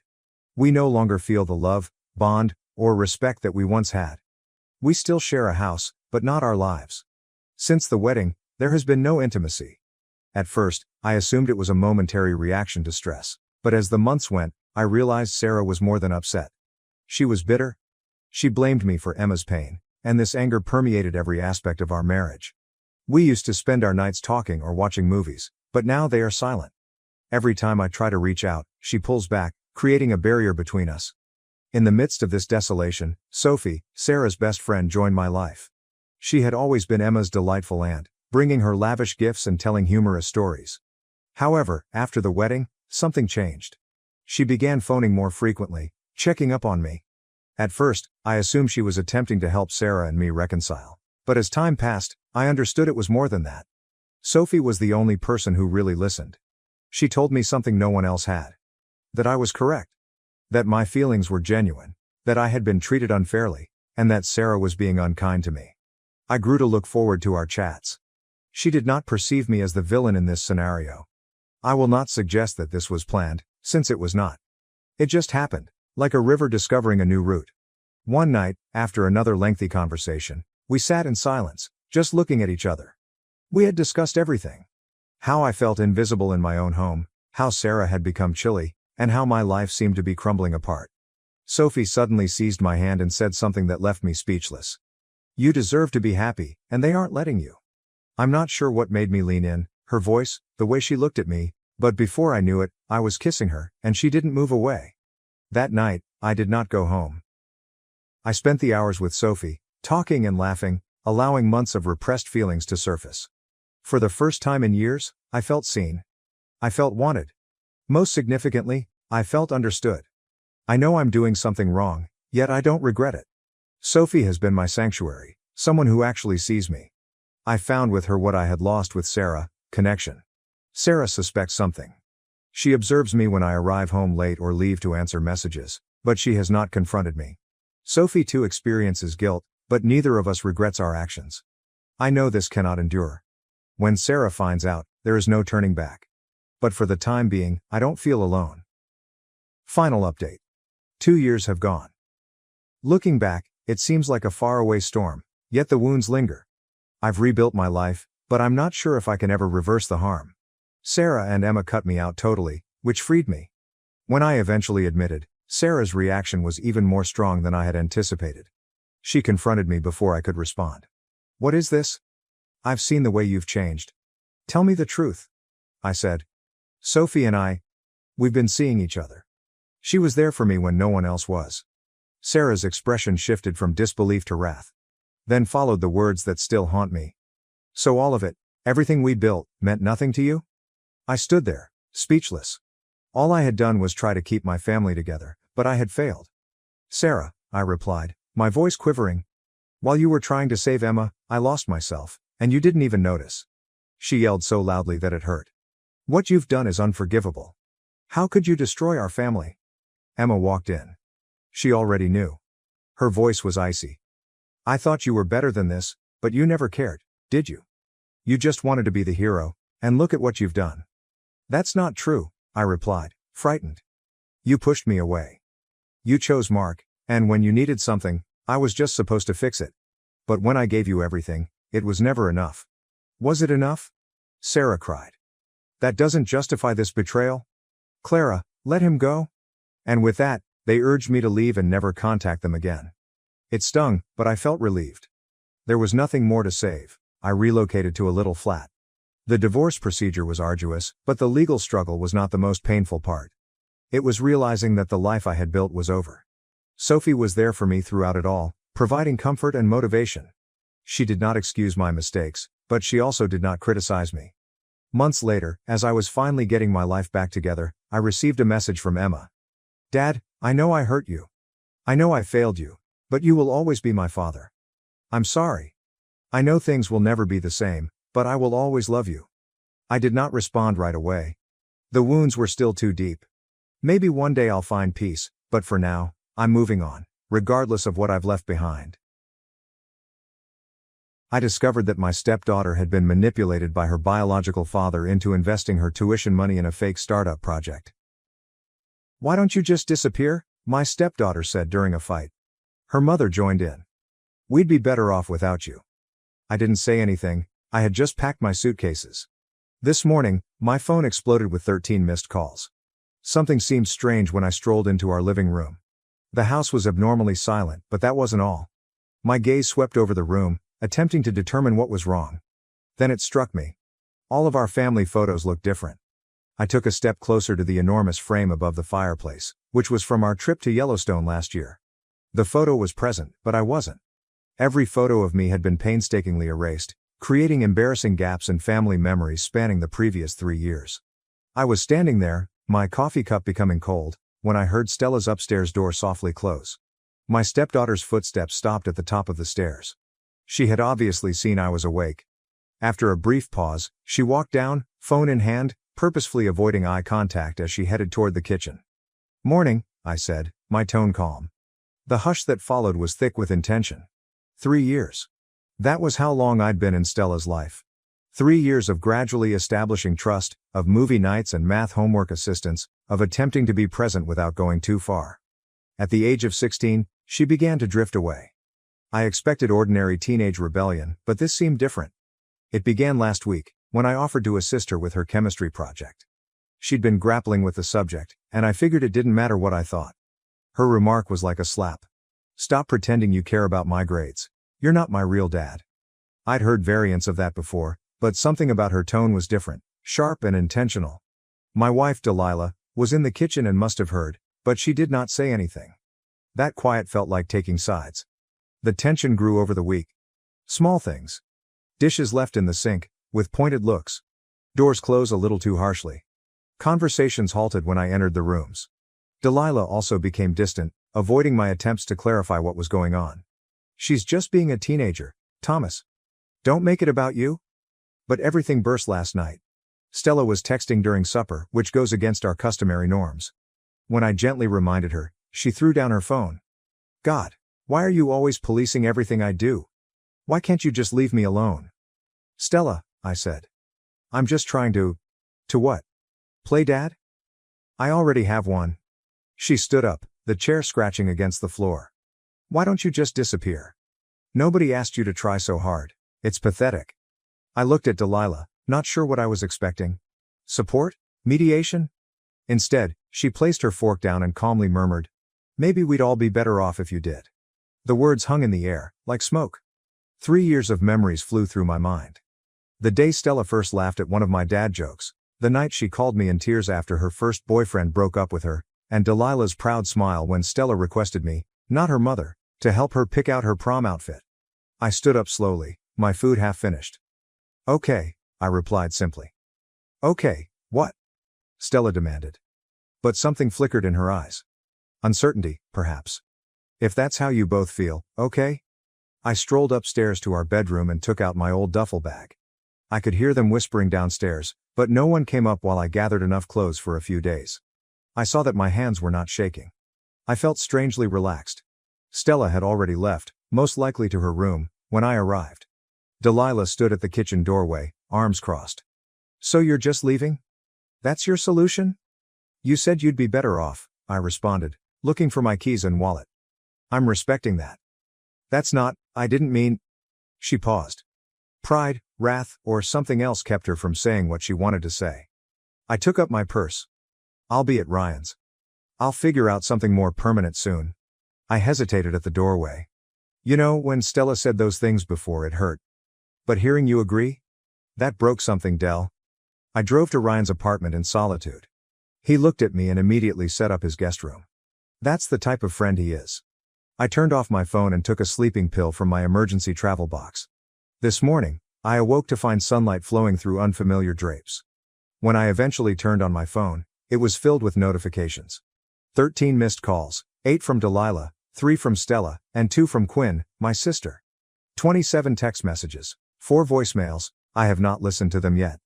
I'm sitting in Ryan's guest room, watching the morning traffic below, and thinking about the empty places in our family portraits. Maybe they were always there, but I didn't want to see them. My phone vibrates again. It's Stella.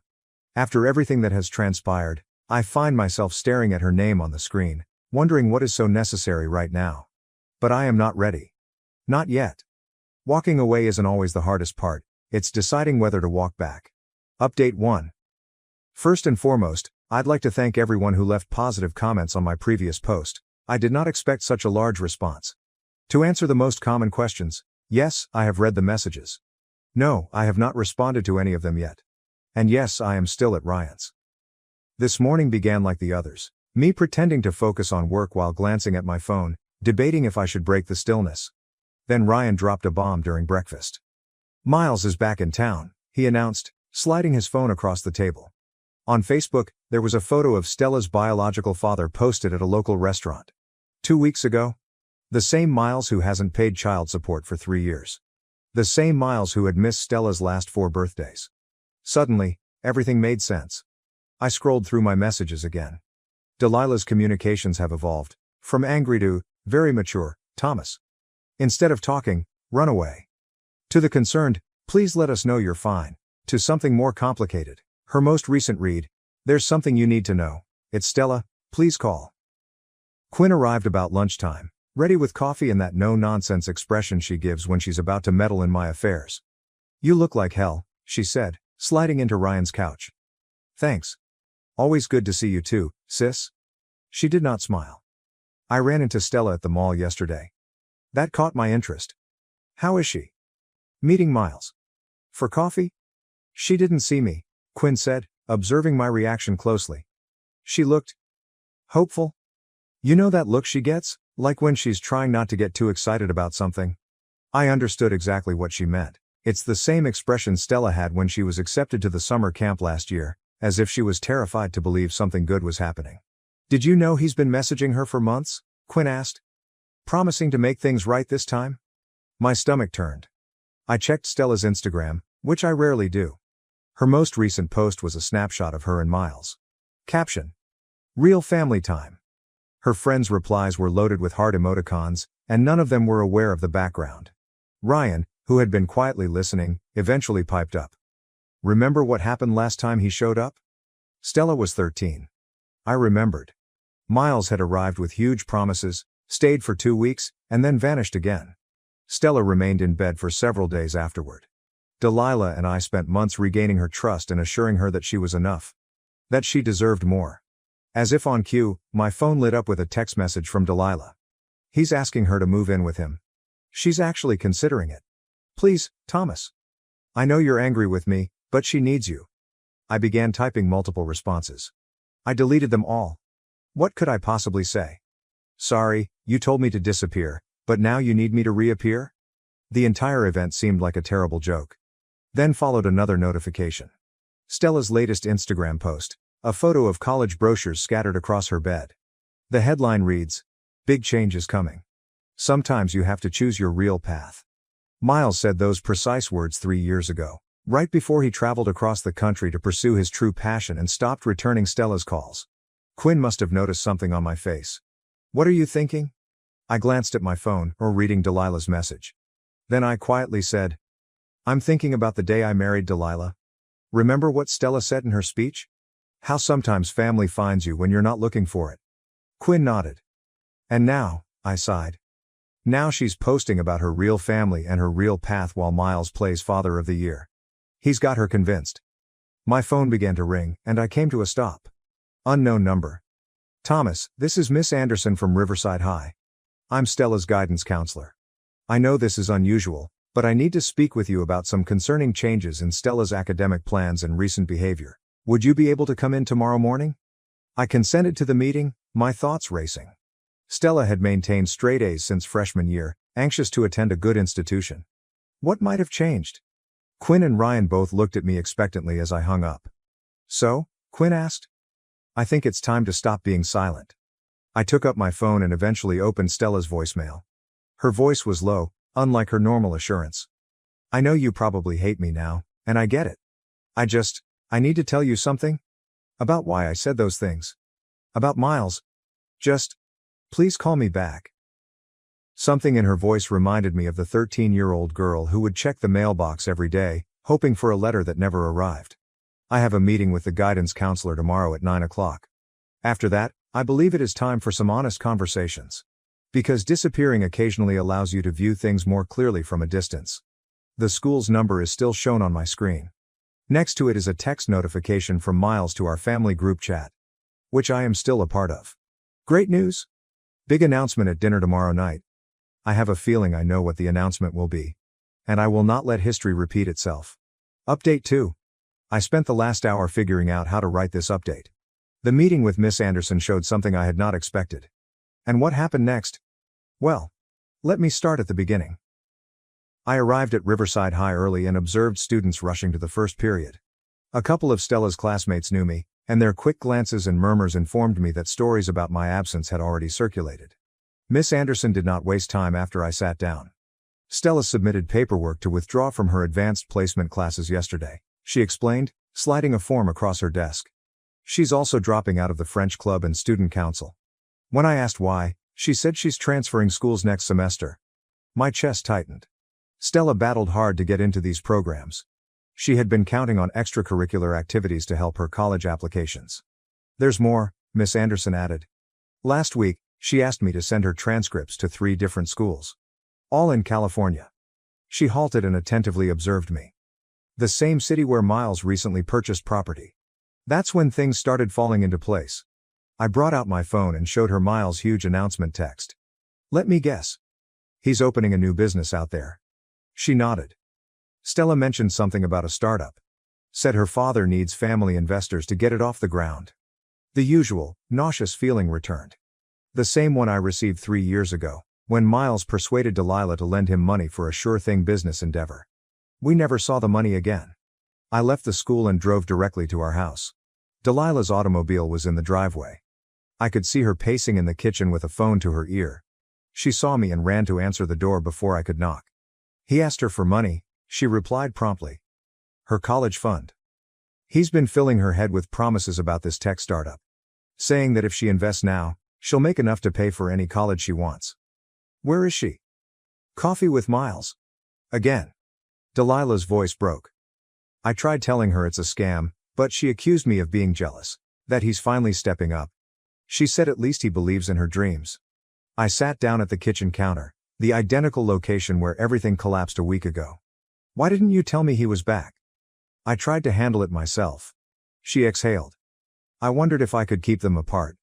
She shook her head. Then you and Stella got into an argument and she said terrible things, and I just panicked. I sided with her because I was terrified not to. She'd go all in for him. Before I could react, the front door opened. Stella walked in. She froze when she saw me. She looked different. Makeup applied carefully. Stella was dressed in an expensive jacket Miles had most likely purchased for her. But her eyes were crimson. What are you doing here? She asked. However, her voice lacked its typical sharpness. Are you dropping your AP courses, really? I kept my tone gentle. What happened to Stanford? Plans change, she murmured, avoiding my gaze. Dad says. Miles says, I said gently. Something flickered on her face. He has connections out there. The startup is guaranteed to. As if the classic car dealership were guaranteed? Or a food truck franchise? I took out my laptop and opened the documents that I had spent the morning gathering. I did some digging. Want to know Miles' current company registration status, or his credit report? Or about the 3 ongoing cases from his previous guaranteed investment opportunity? Stella's hands trembled as she grabbed the laptop. With each click and document, the careful facade cracked a little more. When she reached the lawsuit filed by his prior stepdaughter's grandmother to collect college funds he had borrowed, the first tear flowed. He said. She swallowed hard. He said he had changed. He wants to make up for lost time. That we could be a true family if. She paused and looked up at me. A photo album. He stated I needed to prove I was choosing him. That you were the reason he remained away. You took his place. Oh, sweetie, Delilah approached, but Stella stepped back. I knew, she said quietly. I guess I knew. But I desperately wanted to believe. Her phone vibrated. Miles sent another SMS. She stared at it for a long time before shutting it off entirely. I have to go, she murmured quickly, rushing for the stairs. I need to think. We let her leave. Sometimes the most generous thing you can do is provide space.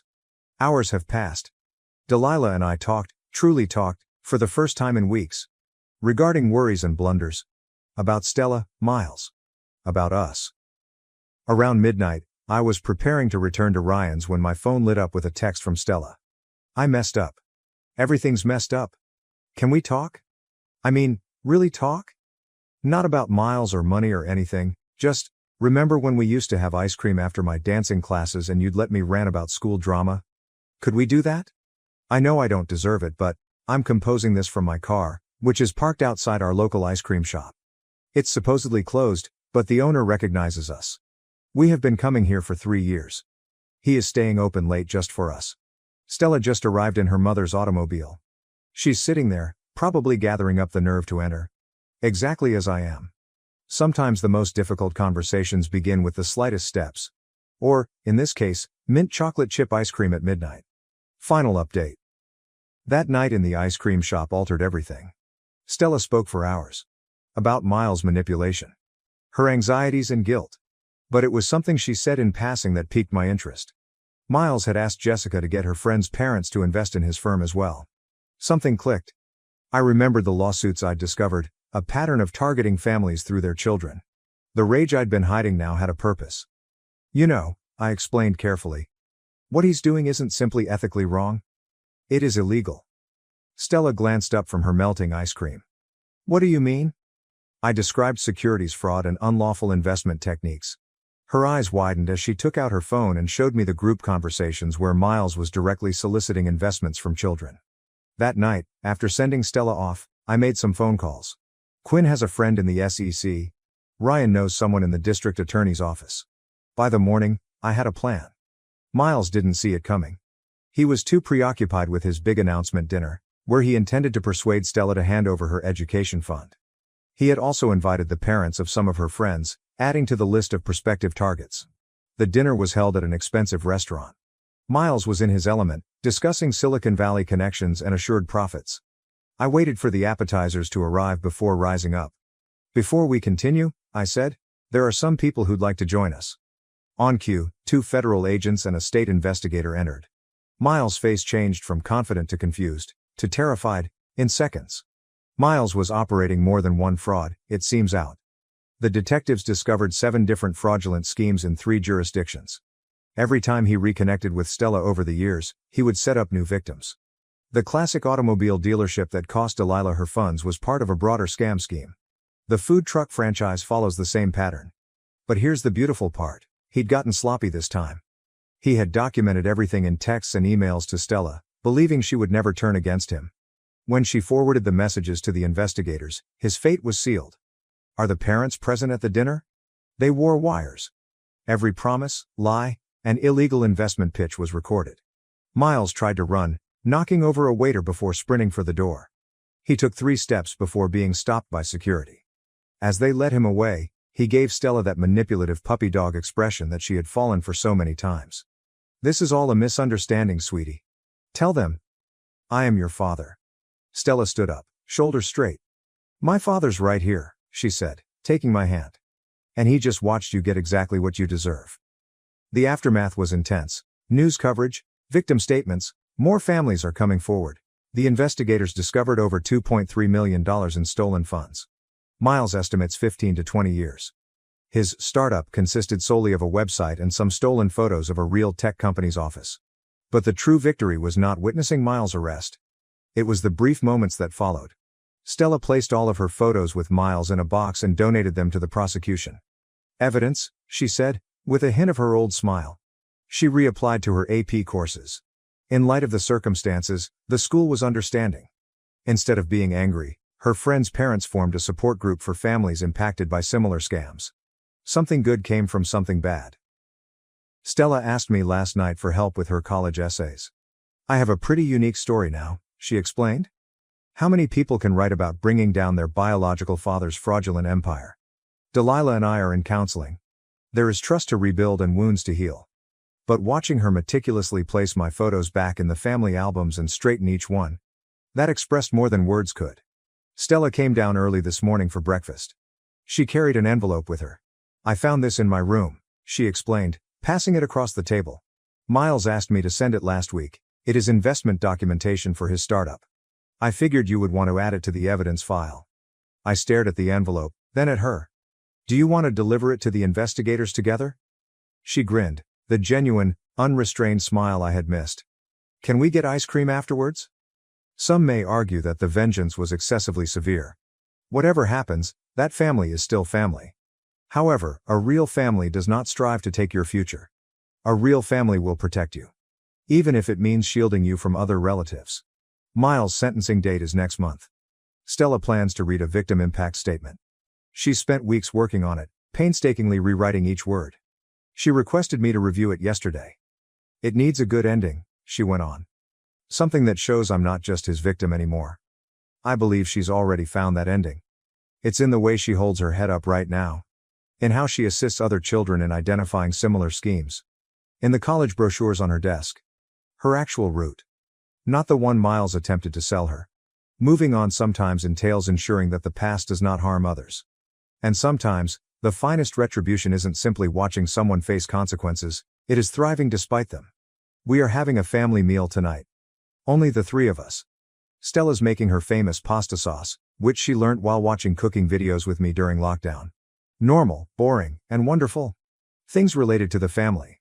Miles will have plenty of time to ponder about these things from his cell.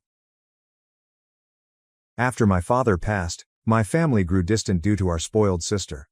Now, as I help my brother with medical bills, she demands a house. I, 36F, have 2 siblings, my brother Damon, 34M, and my sister Nancy, 28F. Simply put, Nancy was and always has been the golden kid, particularly in my mother's eyes.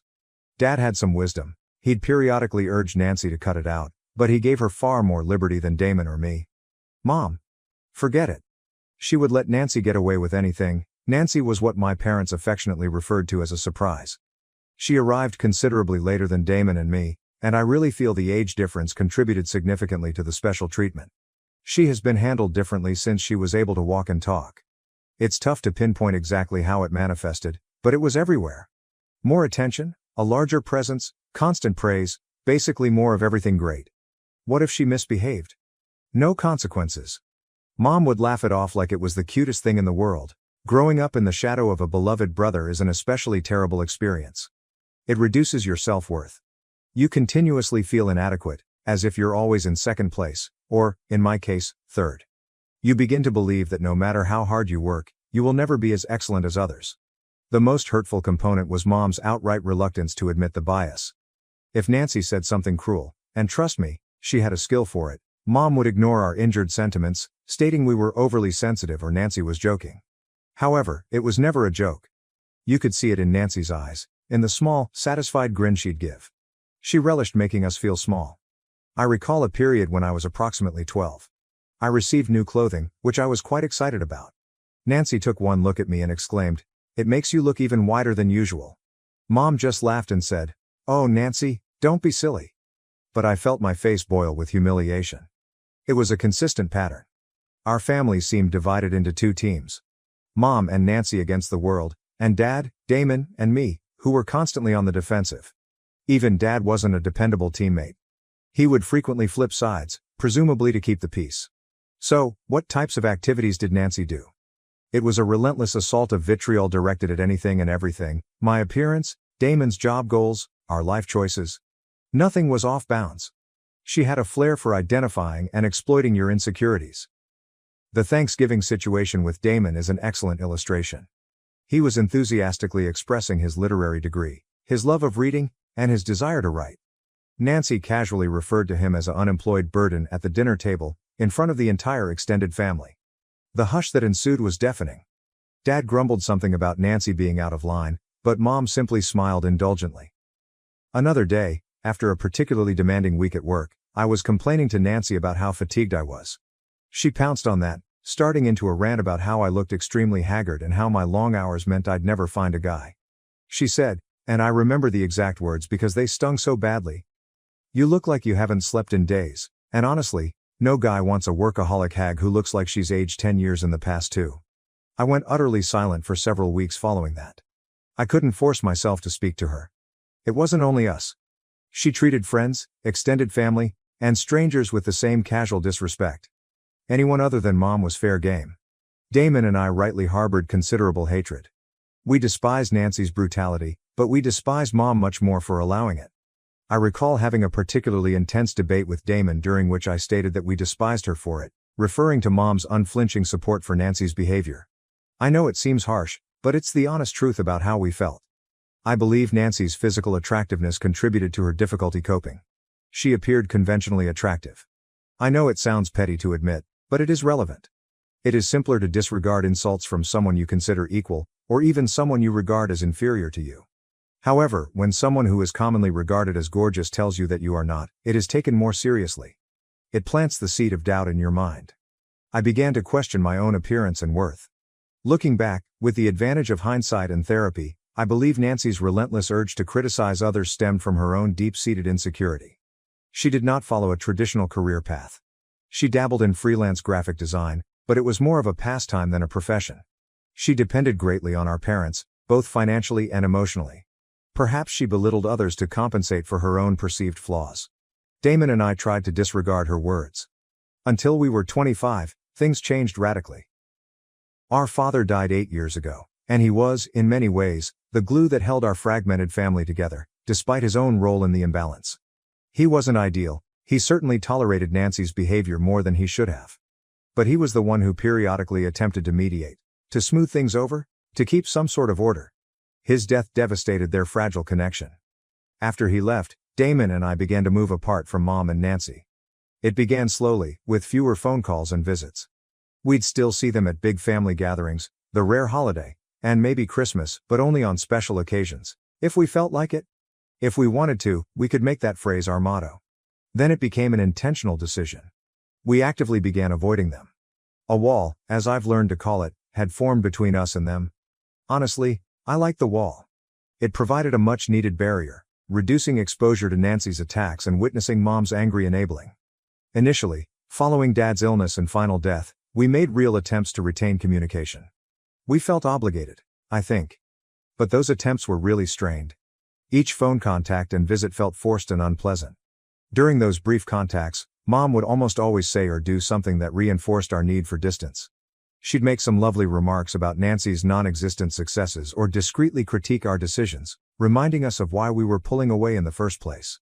One especially embarrassing Christmas meal, Mom spent the entire evening extolling Nancy's creative talent, displaying some very horrible drawings Nancy had allegedly done for a large client, who turned out to be a distant cousin. Meanwhile, she entirely overlooked Damon's recent promotion and my successful completion of a large assignment at work. It was a vivid reminder of the dynamic we were attempting to avoid. Damon and I eventually started making excuses, which became more complicated. We were overloaded with work. We had prior engagements. We were coming down with something, anything to avoid spending time with them. We understood that the emotional cost of those contacts far exceeded any felt familial obligation. Damon and I shared a tacit, unspoken agreement. We both acknowledged the dysfunction and implicitly agreed that distance was the best option. It wasn't that we didn't want to visit after Dad died, rather, we opted not to. It was not about insulting his memory. It was about safeguarding our own mental and emotional health. Crucially, Mom and Nancy made no meaningful effort to keep communication. They weren't continually phoning, pleading with us to come. The decision to drift away was mutual and unspoken. We were all financially stable, so there was no practical reason for frequent interaction. It was just easier to maintain different orbits. Silence was a relief. Damon suffered a serious accident a few years back and shattered his ankle. He was between jobs at the time and devoted all of his efforts and resources to the establishment of an online magazine. Money was scarce, and medical expenses were building up. As the CFO of a successful company, I volunteered to assist him in covering the bills. He originally refused, being the fiercely independent individual that he is, but I persisted. I didn't want him to spend his savings just as his magazine was ready to launch. I covered everything: his medication, the considerable physiotherapy he required, and even the cost of a full-time nurse to help him recuperate. To me, it was an obvious choice. It wasn't about the money. It was about supporting my brother, whom I actually cared about and wanted to succeed. It was an expression of sibling love and support.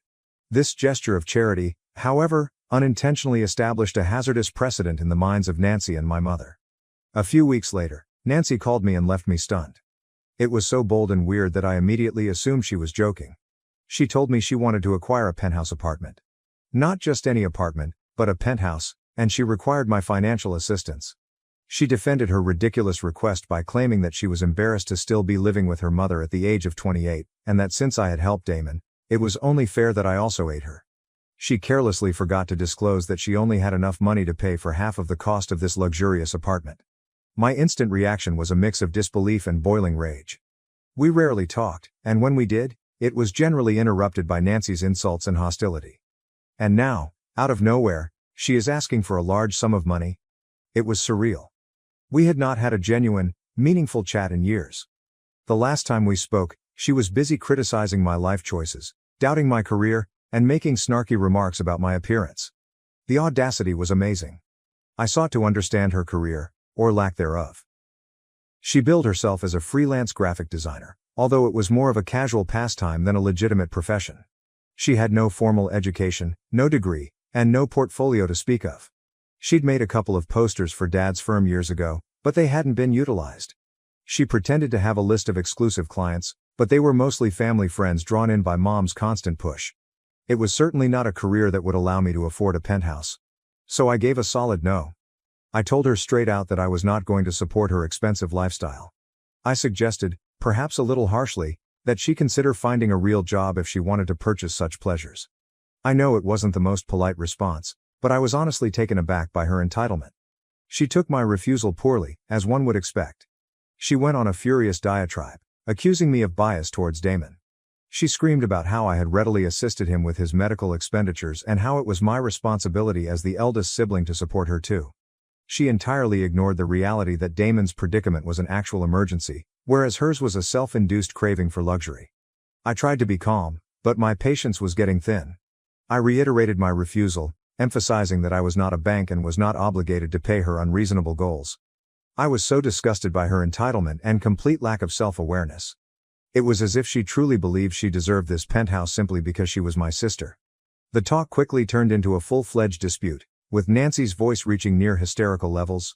Finally, I said no one, and hung up the phone. I couldn't take another second of her screeching. She phoned back several times, but I ignored every call. I was finished. It was quite evident that our relationship, or whatever pretense of a relationship we had, was entirely transactional for her. She only contacted me when she wanted something, with no consideration for my sentiments or the years of awkward quiet between us. It was completely exhausting. Unsurprisingly, the drama did not end with Nancy's rage. My mother called me next, and the talk was much more aggravating. She began with a whining, passive-aggressive tone, complaining about how unfair I was to Nancy and accused me of playing favorites. She claimed I owed them anything because of my upbringing. Then she revealed an important detail. Nancy had approached our uncle, Dad's brother, who had taken over the family business, before coming to me. He had rightly turned down her plea. This exposed the extent of their desperation, and the fact that I was their second option further increased my rage. A little background: I purposely chose a career path outside of the family business. I did not want to be involved, neither did Damon. To be honest, Nancy didn't either, until it was convenient for her to pretend differently. After Dad died, his brother took over the company, and Mom lived comfortably on Dad's shares, which had been legally transferred to her as part of his will. Mom then admitted that their financial condition was fragile, owing to Nancy's lavish spending habits. She claimed that providing Nancy the money for the penthouse would make things easier for her in the future, implying that she wanted me to subsidize Nancy's lifestyle so she didn't have to. She then used the standard guilt trip, threatening no contact if I refused to comply with their requests. This was simply ludicrous, given that we were already in a position of very little interaction. I politely pointed out the contradiction, telling her that it wasn't my concern and that Nancy could get a job or stay with her until she was 35, for all I cared. My wrath, which had been building for years, suddenly erupted. I let loose a flood of pent-up rage. I told her she had no right to accuse me of favoritism because she had been doing it my entire life. I reminded her that Damon and I had made peace with her obvious preference years ago, when we accepted the truth of our broken family dynamic. I clearly explained that I owed them nothing, that I had my own life, obligations, and objectives. She responded with more ranting, accusing me of being ungrateful and disrespectful. She screamed that she never wanted to speak with me again. I chuckled. Because, really, what difference would it make? We scarcely spoke as things were. I mentioned my approaching wedding, emphasizing that I did not need her presence in my life. Then I hung off the phone and blocked her and Nancy on every platform possible. An important detail I didn't mention earlier: I should probably clarify that I am engaged to a beautiful, supportive man named Andrew, 37M.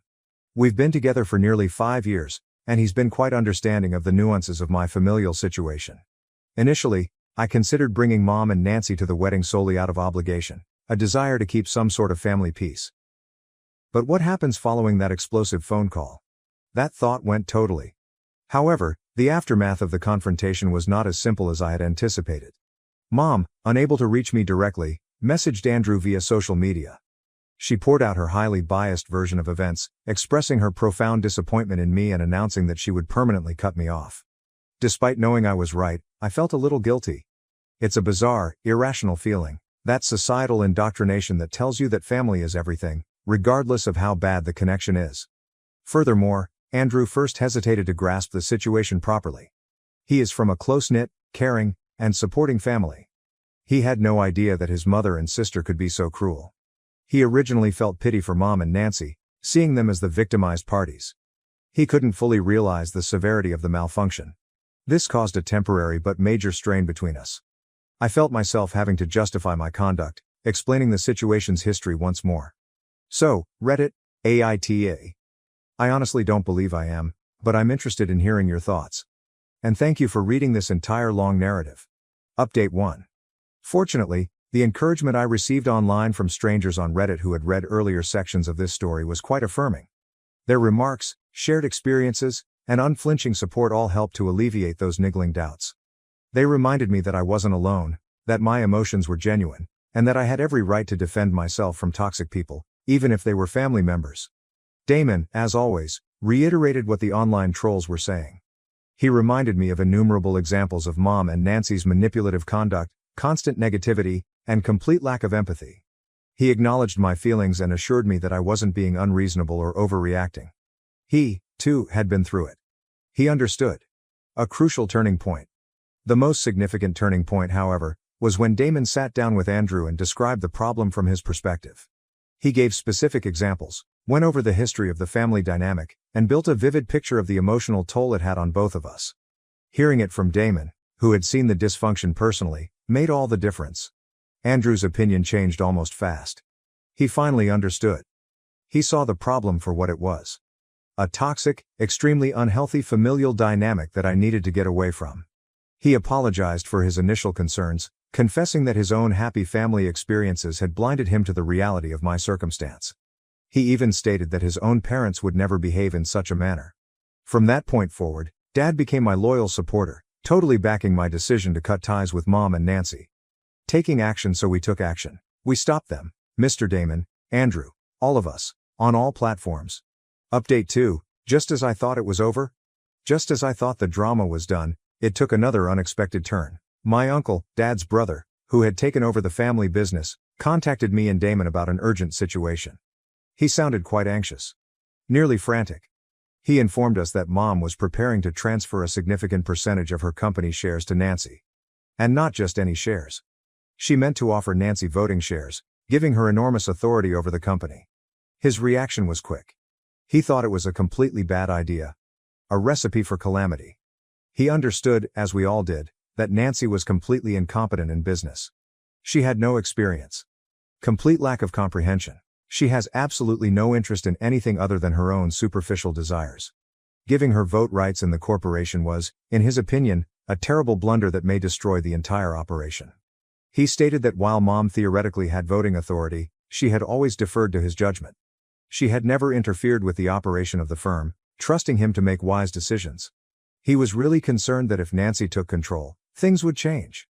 He saw continuous debates, power struggles, and potentially dangerous judgments motivated by Nancy's desires and Mom's blind favoritism. He plainly indicated that he did not want to be in ongoing disputes with them over every area of the firm. A difficult realization, Damon and I became instantly alarmed. We understood that the company's success was critical, not just for our uncle, but for the livelihoods of many people. We also experienced a sense of obligation. A lasting commitment to our father's legacy. So we arrived at a difficult decision. We couldn't just stand there and watch this unfold. We felt a moral obligation to intervene and try to avert what we perceived as an imminent calamity. We agreed to speak with our mother, despite our damaged relationship and the recent heated incident. We also felt a special obligation to our uncle, who had been so supportive and kind to us following Dad's death. He had, as I previously stated, watched out for us, and we couldn't in good conscience leave him to cope with this potential disaster on his own. We were concerned about the company's future, and we felt compelled to safeguard it, even if it meant confronting Mom and Nancy again. Update 3, the confrontation. We braced ourselves and went to see Mom, well expecting that Nancy would be there, and that her presence would make the conversation exponentially more difficult. We knew it would be unpleasant, but we believed it was necessary. As expected, Nancy was perched behind Mom like a deadly bird. We jumped right into the subject, expressing our strong objection to the plan to give Nancy voting shares. We labeled it an utterly ridiculous concept without holding back. Mom originally used a technique of stony silence, refusing to acknowledge our presence or worries. She completely ignored us as if we were not present in the room. Then she changed tactics, stating that we had no right to meddle in her decision and that she had no desire to engage with us. Nancy, predictably, screamed about how we were envious of her, how we had never taken the opportunity to be part of the family business, and how we were acting as if we owned the establishment.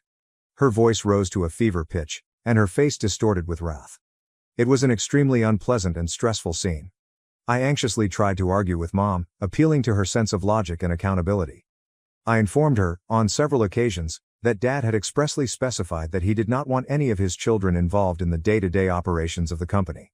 He had implicitly trusted his brother, our uncle, and wanted to prevent any future family squabbles or court battles. I highlighted that I had consciously selected a different career path based on Dad's intentions, out of respect for his vision. I begged her, virtually pleading with her, to reconsider her choice. To consider the probable repercussions. The harm she could cause, on the corporation, on our uncle, and on everyone who relied on the business for a living. Throughout my attempts at a calm discussion, Nancy continued to scream allegations of envy, hatred, and interference. She even threatened to call the police on us, as if we were trespassers. Intruders. In our mother's home. It was an insane display of entitlement and wrath. Nancy was probably afraid. She knew deep down that her financial security, her entire lifestyle, depended on Mom's continuing control over the corporation.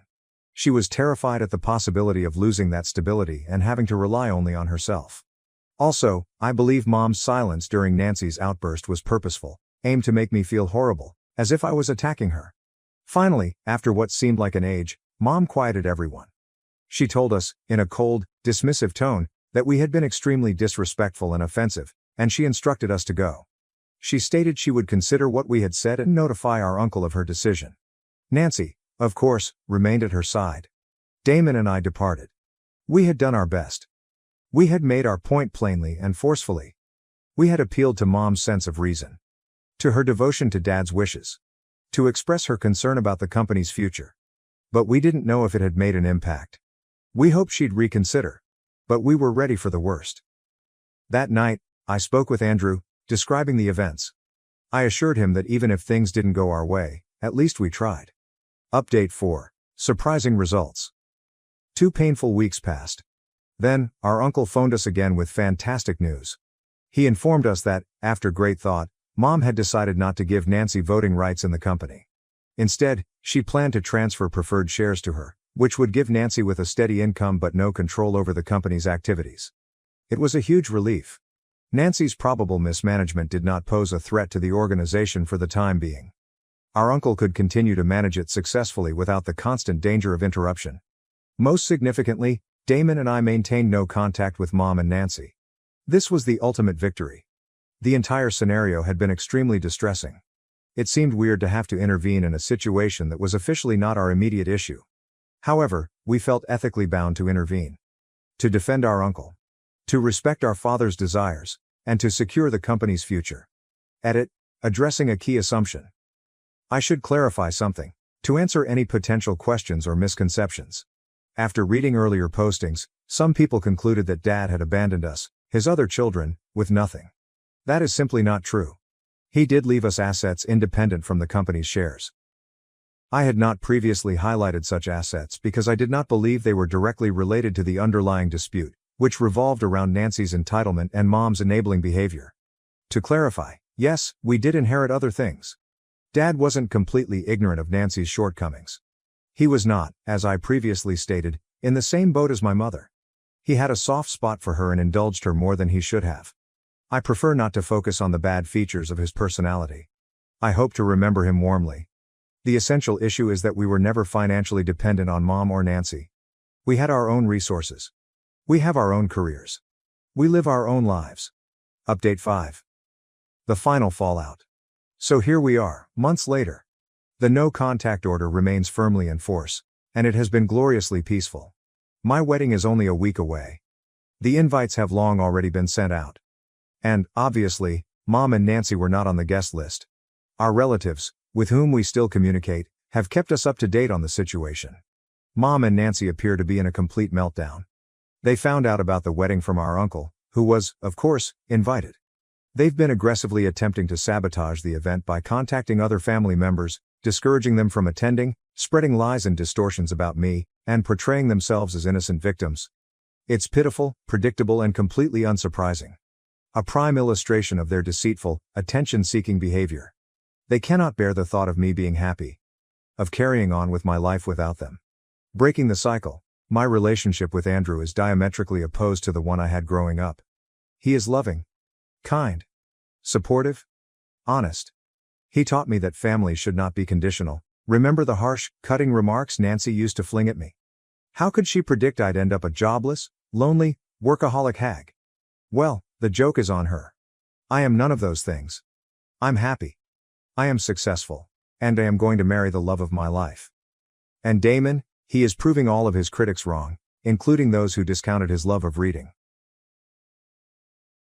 My sister-in-law's husband revealed that she had cheated and that her daughter was not his biological child during the welcome party for the new family member. After years of attempting to grow our family, my husband Brian, 40, and I, 39, recently adopted a 10-year-old girl named Stee. She is truly amazing, full of inquiry, kindness, and a quiet strength that inspires me. The entire process was difficult and emotional, but from the moment we met her, we knew she was the missing piece. We were excited to provide her with a caring home and grateful to have her in our lives. To officially welcome her, we hosted a small party for close family and friends. We were ecstatic, and because this was such a significant occasion for our family, we wanted to make the day extra special for Stee. We went all out with decorations, balloons, banners, and more, even ordering a cake with her name on it. We wanted to make sure Stee felt appreciated, accepted, and loved. We invited our entire family, including my sister-in-law Betty, 35, her daughter Violet, 7, and her husband Zane, 35, who is also my cousin. Betty is well known for indulging Violet so much that she is referred to as the family princess. Betty has always been very attached to Violet, lavishing her with care and making sure she is the star of family gatherings. She enjoys bragging about Violet's accomplishments, no matter how modest, and frequently advises that Violet be the focal point of our gatherings. Betty frequently becomes visibly sad when Violet is not the focus of attention, so we've all learned to show Violet some extra love to keep Betty happy. When I told Betty about our adoption and Stee's welcoming celebration, she was quite annoyed. Instead of praising us, she said something like, "So Violet won't be the only family princess now," before abruptly changing the subject. It was a bizarre response, but I assumed it was just jealousy that will pass. However, over the next 2 weeks, Betty began making small remarks that made me anxious. She'd say things like, "It'll be difficult for Violet to share the spotlight," or, "Not every kid knows how to be around a real princess." It felt like she was implying that Stee didn't quite measure up to Violet. I decided to let it go, figuring Betty just needed time to adjust to the fact that Violet was no longer the only grandchild. I considered holding a more low-key celebration, but I ultimately decided it was more important to make Stee feel unique and included. Finally, the big day arrived, and everything was just perfect. The decorations were stunning, and our home was filled with family and friends eager to meet Stee. Brian and I were overjoyed to see her so happy and relaxed around everyone. It felt like a fresh start for us all. When Betty, Zane, and Violet arrived, I instantly noticed Betty's awkwardness. She forced a grin, avoided eye contact, and stared at the decor with disappointment. In contrast, Zane was ecstatic to meet his niece. Despite Betty's unusual behavior, I attempted to maintain a pleasant attitude and focus on ensuring Stee's enjoyment. Betty's actions grew more noticeable as the celebration progressed. Whenever someone complimented Stee, she'd respond with something about Violet. For example, if someone admired Stee's politeness, Betty would respond by reminding everyone how nice Violet had always been. If someone complimented Stee's clothing, Betty would proudly proclaim that Violet had been dressing like a little princess since she was a newborn. It was unrelenting. She would not allow Stee to have her moment in the spotlight. The worst part was when I noticed Betty gathered with a few others in a corner. I could hear fragments of their conversation, and it was evident she was talking about us. Betty was saying things like, "Some folks just do not know how to raise a true princess," and "It takes a special kind of parent to really nurture a child." It hurt to think that Betty would go to such lengths to undermine our efforts to make Stee feel loved and included. Just as I was about to face her, something unexpected occurred. Zane, who had been relatively quiet all night, suddenly rose up and requested everyone's attention. I was taken aback. I expected he'd make a toast or say something good about Stee. Instead, he released a bombshell that had everyone dumbfounded. Zane delivered devastating news in a calm but strong tone. He revealed that he had learned Betty had cheated on him years before with one of his buddies. After considerable investigation, he discovered that Violet is not his biological daughter. He added that he had just recently accepted this and had been suffering with it for some time, but after witnessing Betty's behavior at the party, he felt compelled to speak up. He said that he was going to file for divorce and split, but he would still be there for Violet if she wanted him in her life. The room became utterly silent. Betty's face turned pale, and she was left speechless. She stood there motionless, as if she didn't understand what had happened. After a moment, she turned and fled out of the room, her face a mix of amazement and panic. Zane quickly followed, leaving everyone stunned. The rest of the party went silent, but we were able to refocus on Stee and enjoy the night. I felt a sense of comfort as I saw her grin, blissfully unaware of the familial drama that had just occurred. Despite everything, she had a terrific day, and it felt like our little family was finally coming together in the way I had always wanted. Betty has not contacted anyone since that night, and the family is torn over what happened. Some believe Zane did the right thing by standing up for himself and confronting Betty, particularly given her actions at the party. Others believe he should have kept it more private. A few family members have even indicated that I should not have had such a large welcoming party, given Betty's view of Violet as the family princess. They suggest that my actions may have prompted Betty's outburst and the subsequent family conflict. This entire affair has left me feeling torn. On the one hand, I planned the celebration to honor Sty and express her affection. On the other hand, I can't help but wonder whether I should have anticipated Betty's reaction and been more mindful of her feelings for Violet. I'm conflicted because I don't believe I should have to tone down a celebration for Sty simply to make someone else feel better. Sty deserves all of the joy, and we will not apologize for it. However, Brian and I have stated unequivocally that we will not fund her legal bills or anything else, and we intend to stay to that position. Now we're attempting to figure out how to deal with Betty's demands. Part of me wants to explain why we aren't paying and establish hard boundaries. Betty's marital problems are not our responsibility, and it is inappropriate for her to blame us. But another part of me believes it would be best to ignore her and concentrate on our family, allowing Betty to solve her own mess. Our top priority is Steve's pleasure. Hello everyone, I'm here with another update on what's been happening since my last post. Things have definitely picked up. Sty is doing wonderful and adjusting well at home, but I've noticed she's been a little quieter lately, which has me concerned. Zane recently reached out to us. He has been trying to digest everything that has transpired, but he wanted us to know he has our back and is concerned about Steve. That meant a lot, especially given the havoc Betty had created. Betty then escalated the situation by openly accusing Zane of being a poor father on social media, claiming he was leaving Violet during this difficult time. It was startling and only added gasoline to the family conflict. Many people defended Zane, which was encouraging, but it also demonstrates how far Betty has fallen. She even felt compelled to encourage both Zane and Sty. Brian and I decided to step in. We talked to Zane and agreed that he should take measures to clear the air concerning Violet and Betty. He deserves to tell his story and shield his kid from the consequences of Betty's conduct. In the midst of all this upheaval, it tears my heart to see Steve retreat. She is beginning to believe it is her fault, that if she had not entered our lives, Betty and Zane would not be experiencing these difficulties. It is difficult to watch her struggle with such intense emotions. Brian and I are doing our best to tell her that none of this is her fault and that our feelings for her remain unchanged. As we work through this difficult circumstance, I sincerely hope Betty understands the repercussions of her actions. For the time being, our first concern is Steve's health and ensuring that she feels safe and loved in our house. For the time being, our first concern is Steve's health and ensuring that she feels safe and loved in our house. Post 3. It's been approximately 4 months since my last post, and it appears that Betty is still dealing with her drama, as things are just growing worse by the day. So, remember how she accused Zane of being a bad dad? Yeah, about that. She stated he was leaving Violet during this hard moment. It was completely ludicrous, especially given she was the one who dropped Violet off at his apartment and then abandoned her. Yes, Betty just left Violet on Zane's doorway and vanished.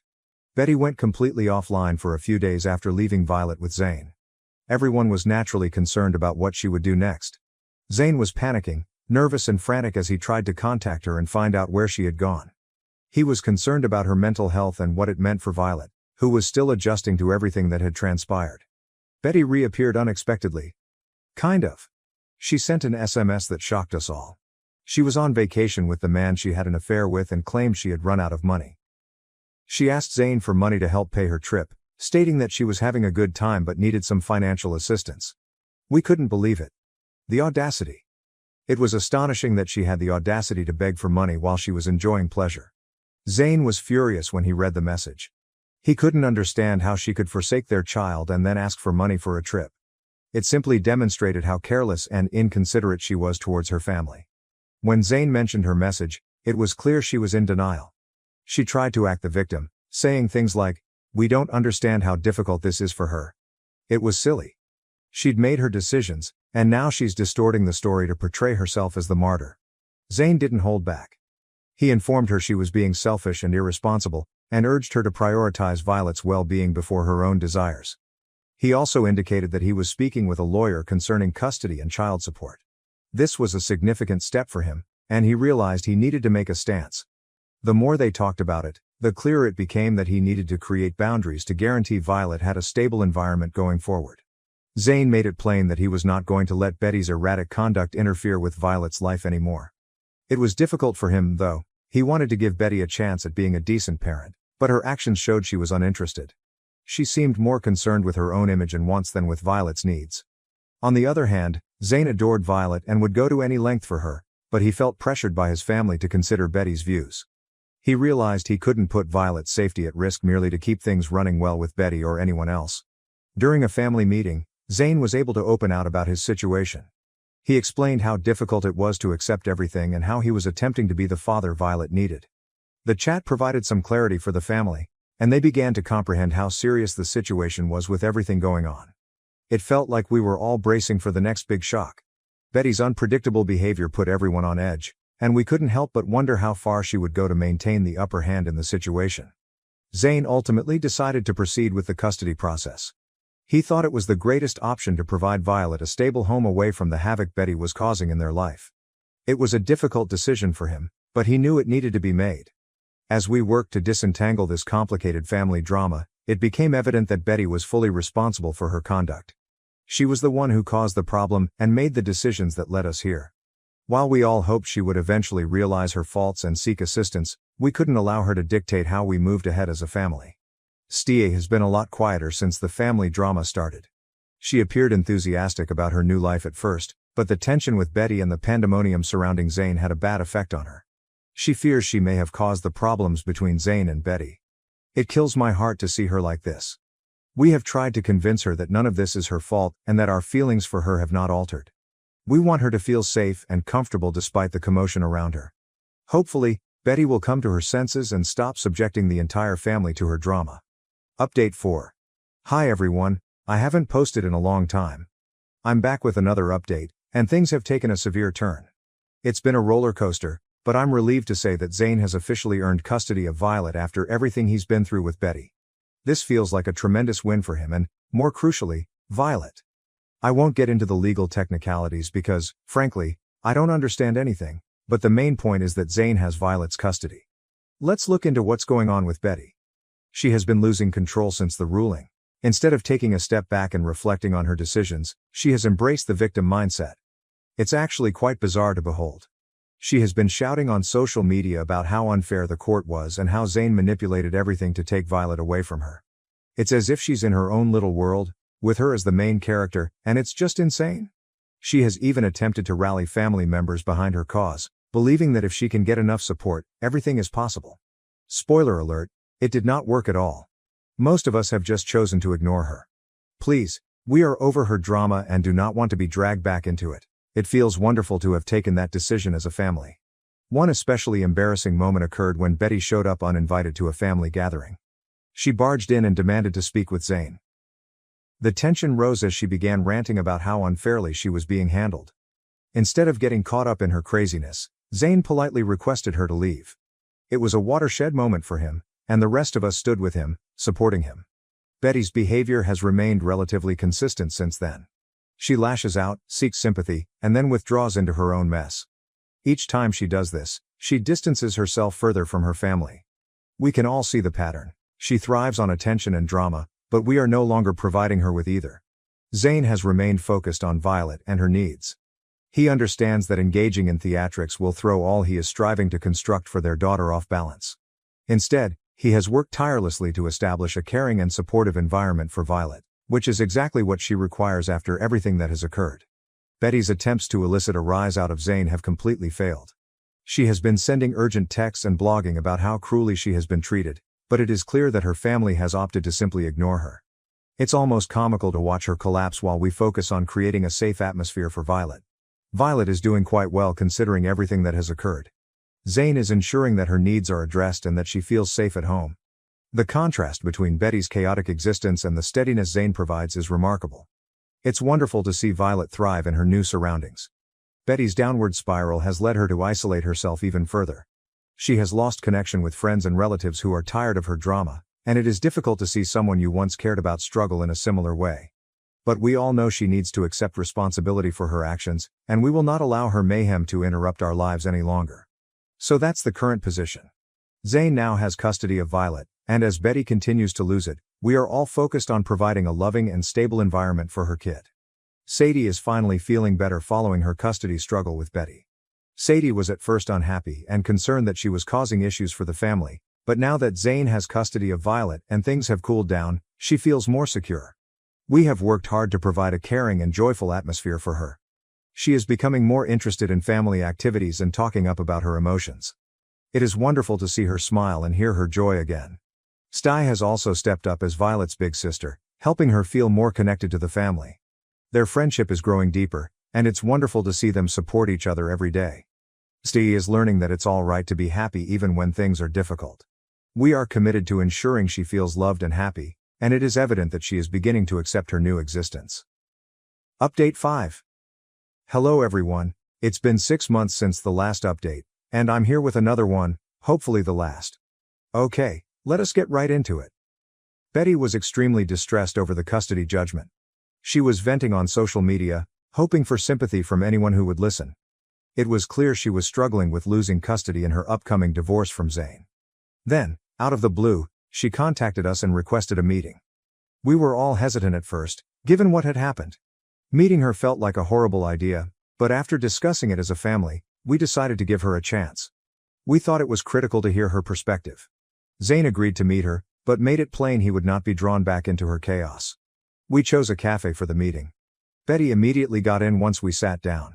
She began talking about how she couldn't bear the notion of losing her daughter.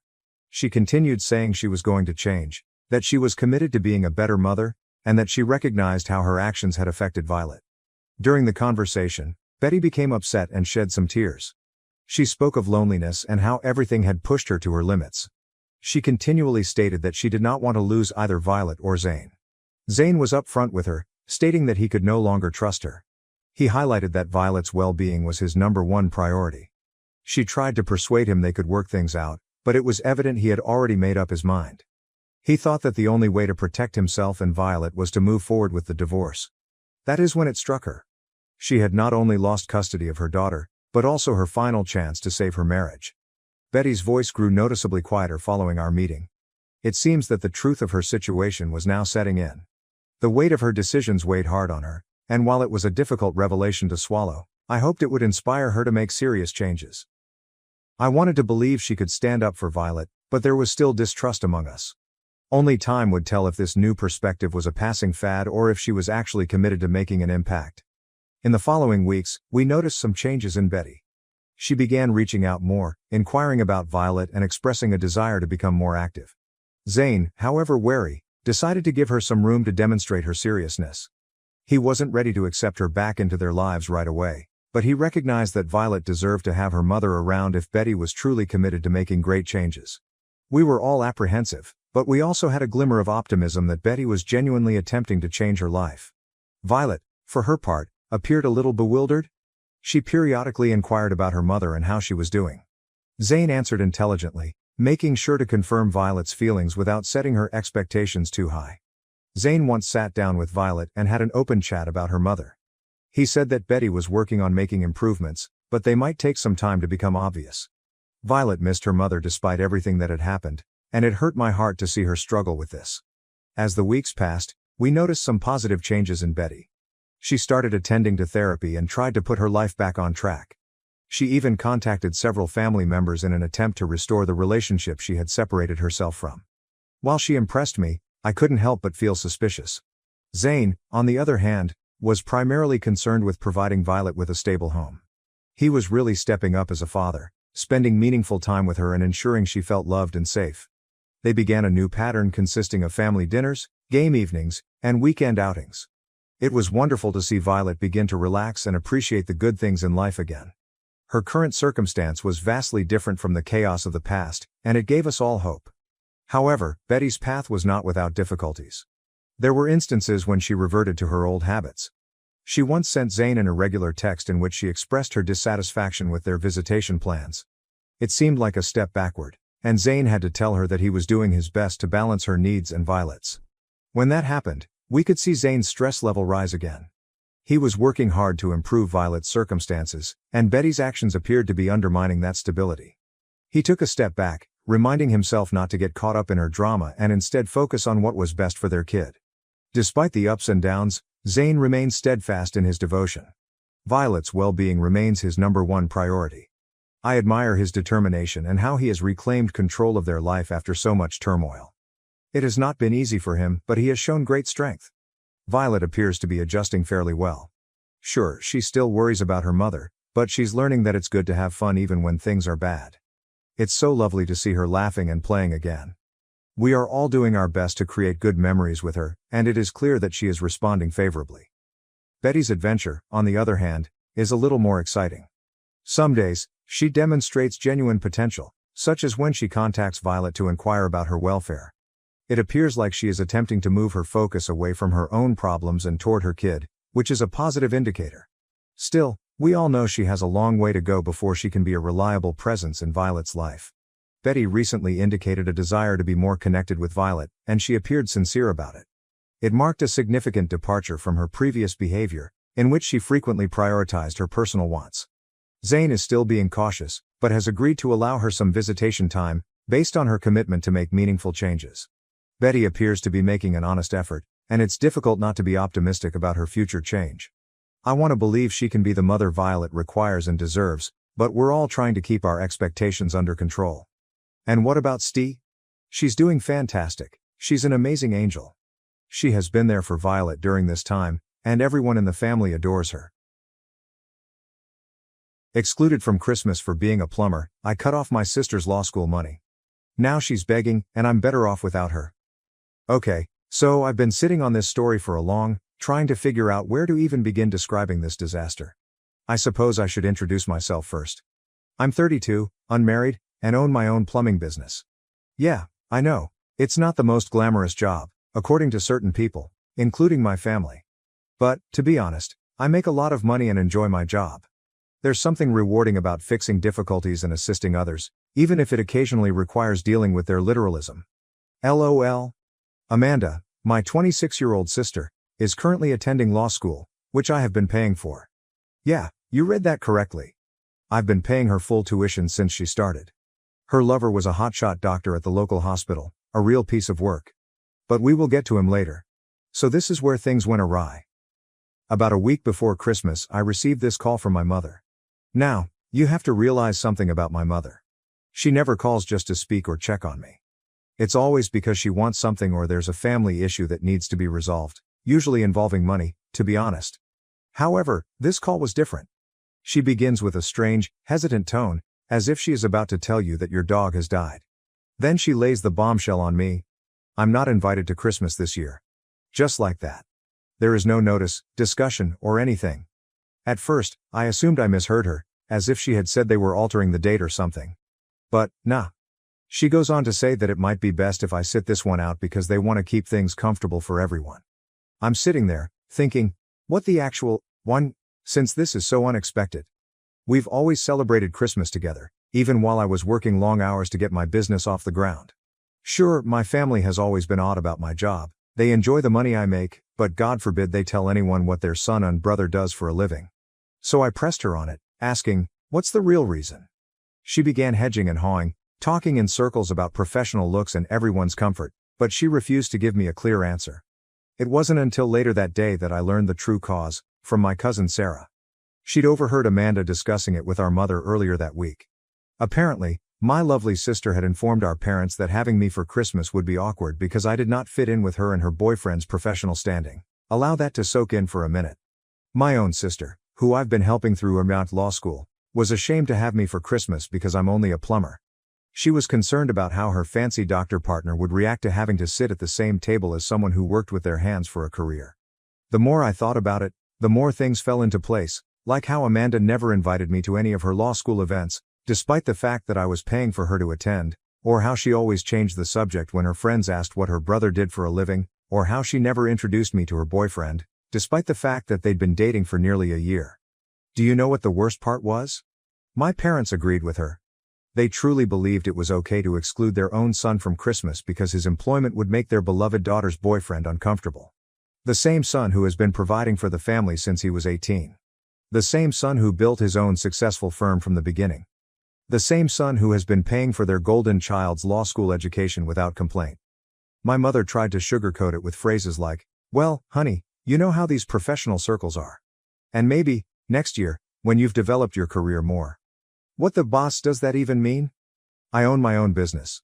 I have staff. I earn 6 figures performing honest work. But apparently it isn't evolved enough because I don't wear a suit and tie to work. I spent the entire day stewing over this information, growing increasingly irritated.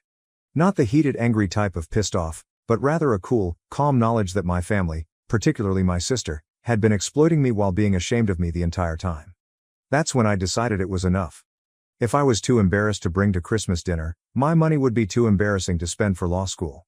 What kind of message would it send to my sister's fancy beau if he discovered her law degree was paid for by a gas-passing plumber? But hold on, this is only the beginning. The real, what I had show began when I made the decision to take action. And let me tell you, karma is especially when it comes with the accompanying student loan burden.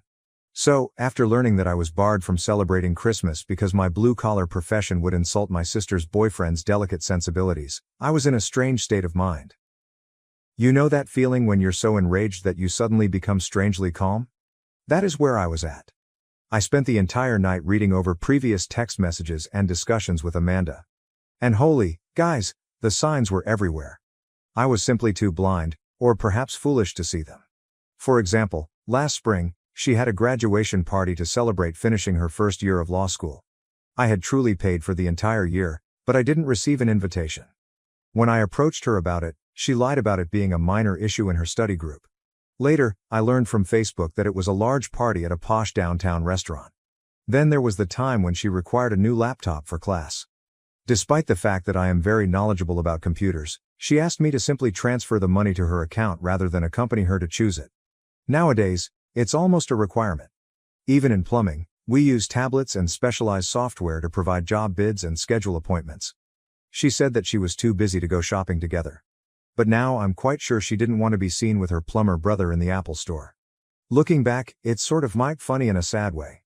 For example, whenever she needed money, which was often, she would text her humiliating blue-collar brother.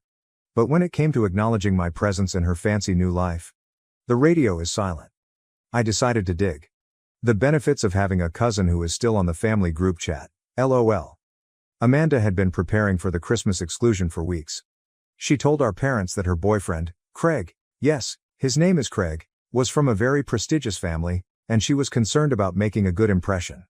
Apparently, having a plumber sibling may harm her professional prospects, or some elitist, like that.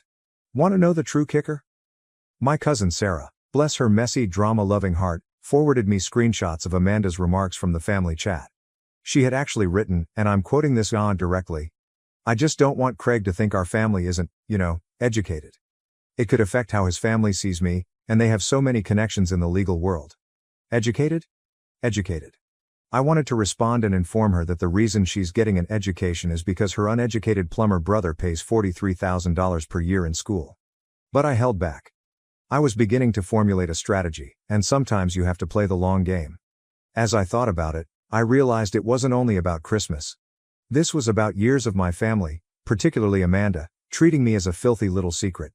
They were pleased to accept my dirty plumber money, but God forbid they acknowledge how I earned it. Here's a fascinating truth about plumbing that most people don't know. We have to study extensively. For example, years of apprenticeship, license examinations, and ongoing education to stay current with new legislation and technologies. I probably spent more time researching water systems and construction codes than Amanda did studying tort law. But because I work with my hands, they treat me like an idiot who couldn't make it in the real professional world. The reality is, I selected plumbing because I am skilled at it and saw an opportunity. I began working as an apprentice right out of high school, learned everything I could, obtained my licenses, and eventually launched my own firm. I currently have 3 vehicles on the road, 2 full-time staff, and more work than I can handle. But to my family, I am still the embarrassing brother who fixes toilets. I kept thinking about all the times I went late at work or did additional work to make sure I could pay Amanda's tuition. All those times I postponed purchasing new items for myself or contributing more to my retirement account because family came first. Meanwhile, she was actively attempting to conceal my existence from her new lover and his family. That's when my cousin threw another bomb at me. Craig's family did not appear to be overly concerned with such matters. His uncle, a successful contractor, built their family house. Amanda had simply assumed they would look down on me since that is how she sees me. I sat with all of this information for a few days, monitoring the family group chat via Sarah. They'd removed me from it weeks ago, ostensibly to minimize any discomfort surrounding Christmas arrangements. Amanda was going on and on about how pleased she was to host Craig for Christmas dinner, how his family had ties at all of the city's large law firms, and how this could be her opportunity to earn a summer position through his contacts. No one stood up for me the entire time, not my parents, nor any of my other relatives. Nobody remarked, "Hey, maybe we shouldn't exclude the guy who's been supporting Amanda through school." Everyone was just pleased about Amanda getting a prestigious internship through her boyfriend's family. That's when I realized exactly what I needed to do. If they wanted to pretend they didn't have a plumber in the family, I'd help them make that lie a reality, beginning with Amanda's tuition payments. So, after stewing over all this nonsense for a few days, I decided it was time to make my move. But here's the thing. I didn't want to write a furious text or anything. I wanted to do it in such a manner that they couldn't distort my words or make me look like the evil person, which is, incidentally, my family's favorite hobby. I waited until I knew Amanda's next tuition payment was coming due. It was due in about 2 weeks, and she was always really worried around this time. Normally, she'd start dropping subtle hints about remembering the payment deadline, like, "Oh, the school's been sending reminder emails," or something. What about this time? The radio is silent. She must have assumed that the payment would simply come, as it always did, even after they had barred me from attending Christmas. Quick side note, I had been paying my tuition payments straight to the institution using their online portal. Amanda had set it up herself when she first started, and she provided me all of the login information, which was really convenient since she considered me as her personal ATM. Right? Anyway, I got into the portal and noticed my upcoming payment. $21,500 for the spring semester. That's when I realized how much money I'd been putting at her studies while she was actively attempting to conceal my existence from her boyfriend. Do you know how many toilets you need to fix to generate that much money? Answer: a lot more than most people realize. So I phoned Amanda. I didn't text her, I called because I wanted to hear her voice when I dropped the bomb. She picked up on the third ring, sounded angry, as if I was interrupting something essential. "Hey," she remarked in that tone that shouts, "Make it quick, I'm kind of in the middle of something." "Oh, sorry," I replied, attempting to sound nonchalant. "Just wanted to talk about your tuition payment. It's due soon, right?" Her voice changed instantly. Suddenly, she became all lovely and interested. "Oh yeah, thanks for remembering. It's due on the 15th. You're still okay to cover it, right?" "Actually," I replied. "I've been thinking about what you told Mom and Dad about Christmas, about how having a plumber brother might embarrass you in front of Craig and his family." There was complete stillness on her end. You could almost hear her brain short-circuiting as she attempted to figure out how to spin this. "That's not who told you that," she eventually exclaimed. "Does it matter?" I inquired. "Is it true or not?" More silence. Then she sought to enter damage control mode. "Listen, you don't understand. Craig's family, they're really particular about these things. His father's a judge. His mother's on all these charity boards. I just thought it would be better if you pretended your brother doesn't exist." I completed for her. "Because he's just a lowly plumber." "That's not fair," she complained. "I never said that. I need them to take me seriously if I want to have a future in law. You know how these circles work." I couldn't help laughing. "Actually, I don't know how these circles work. I'm just a plumber, remember? But you know what I do know? The exact amount I've paid for your law school so far. Want me to break it down for you?" She began to say something, but I continued going. "First year costs $43,000. Second year, first semester cost $21,500. Plus all the other costs, your laptop, textbooks, and that special study program you simply had to have. According to my calculations, that's around $770,000 thus far. Everything was paid for by your embarrassing plumber brother." "Why are you acting like this?" she moaned. "You know how important this is for my future. Craig's family has connections at all the top firms, and having a plumber brother would ruin that." I inquired. "Even though that plumber brother is the only reason you're in law school in the first place?" "You promised to help me," she replied. "You said you'd support my dreams." That's when I said it. "Yeah, I did, when you were proud to call me your brother. But if I'm too embarrassed to have Christmas dinner, then I guess my money should be too embarrassing to pay for your tuition." "You guys," the screech that came out of her mouth sounded like a pterodactyl's tail being stepped on. "You can't do that," she shouted. "The payment is due in 2 weeks. What am I supposed to do?" "I don't know," I responded, feeling strangely peaceful. "Maybe ask Craig. I'm sure his fancy doctor salary could cover it. Or is my dirty plumber money the only kind you're willing to touch?" She began crying, full-on dramatic sobbing. "Please," she asked. I'll tell Mom and Dad I was wrong. You can come to Christmas. Just please don't do this to me. No, I replied. I don't want to come to Christmas. I don't want to embarrass you in front of Craig and his family. In fact, I don't want anything to do with any of you anymore. Consider this my last payment to the family that's ashamed of me. I hung up while she was still crying and begging and immediately banned her phone number. I poured myself a drink and braced myself for the impending eighth storm. After that, everything began. My mom came first. She called around 5 times in a row before I eventually answered. The moment I responded, she launched into guilt trips, which are her specialty. She was crying about how I was wrecking the family and Amanda's future due to a silly misunderstanding. Silly misunderstanding? I asked. She literally told you she was ashamed of what I do for a living. The same job that's been paying her tuition. She didn't mean it like that, Mom explained. You know how Amanda is. She just gets caught up in trying to impress people sometimes. She looks up to you. I almost choked on my drink. She basically barred me from Christmas because she was humiliated by me. How the hell is that looking up to me? Then Mom took a different approach. Consider what this will do to her relationship with Craig. His family might greatly benefit her career. Oh, so you want to talk about Craig? I interrupted her off. It's funny how important he and his family are, yet your own son isn't even good enough to sit at the Christmas table. She started blubbering about how that wasn't what we meant and how I was taking everything too personally, which is a typical mom move, trying to make me feel like I'm overreacting when they're the ones being nasty. When my father called, he went straight for the angry approach, which was unsurprising, and he started ranting about how I was being selfish and vengeful, calling me a little one for endangering Amanda's education. Isn't that Father of the Year material? Let me get this straight, I told him. I'm a little mainamwadan for not wanting to spend thousands of dollars on someone who is ashamed of me. Make it make sense, Dad. We raised you to be better than this, he hissed. Family supports family, I replied. Really? Is that what you intended when you agreed to exclude me from Christmas? Was that a supportive family? He tried to explain himself by claiming that sometimes we had to make sacrifices for the better welfare of the family, which apparently included kissing Craig's ass in the hopes that he would boost Amanda's career. But what really struck me was that no one apologized for how they treated me during any of these calls. Instead, it was all about how I was bad for sticking up for myself, how I was being petty and vengeful, and how I was letting my pride get in the way of family. Then came the flying monkeys. My aunt called to tell me how disappointed she was in my behavior, my uncle texted, saying I needed to man up and be the bigger person, and even my cousin Sarah, who told me about Amanda's lies, messaged me, saying maybe I was taking things too far. But you know what? None of them offered to help pay Amanda's tuition themselves. The best part? Amanda actually went and told Craig what was going on, and I guess she thought he'd offer to help with the tuition instead.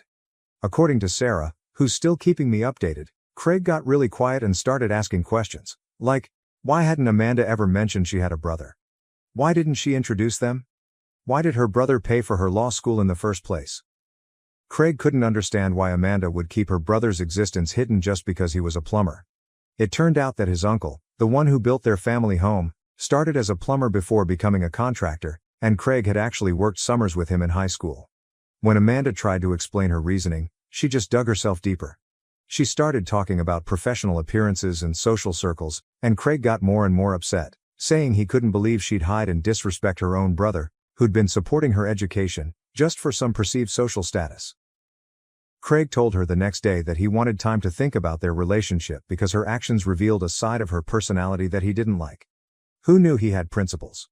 Meanwhile, my parents were constantly blowing up my phone. Mom alternated between crying and begging, Dad between cursing and threatening. Amanda kept calling from other numbers after I blocked hers, and I ultimately turned off my phone for a few days. It was all about how I was ruining everything by not just shutting up and paying like a good little ATM, but I was done being their ATM. If standing up for myself made me the bad guy in their eyes, so be it. It was better than being their doormat. After a few days, Craig came over to Amanda's apartment. She probably thought he was there to make up, but no, he broke up with her. He said he couldn't be with someone who would treat their own brother that way, especially someone who had supported them so much. He said it made him question her values and who she truly was. Amanda lost her indecavas and contacted me crying and shouting from yet another new number. She's had more burner phones than a drug dealer at this point. She said I'd wrecked everything, that Craig broke up with her because of me, that her life was falling apart, and it was all my fault. I laughed and replied, no, sis. Craig ended his relationship with you after discovering your true identity. I just stopped helping you hide it. She threatened to tell everyone that I had sexually assaulted her in high school, that she would report my business to the Better Business Bureau for fraud, and that everyone would know what a terrible brother I was. Go ahead, I told her. Tell everyone your brother is a monster because he checks notes, paid for your education while you tried to conceal his existence. See how that works out for you.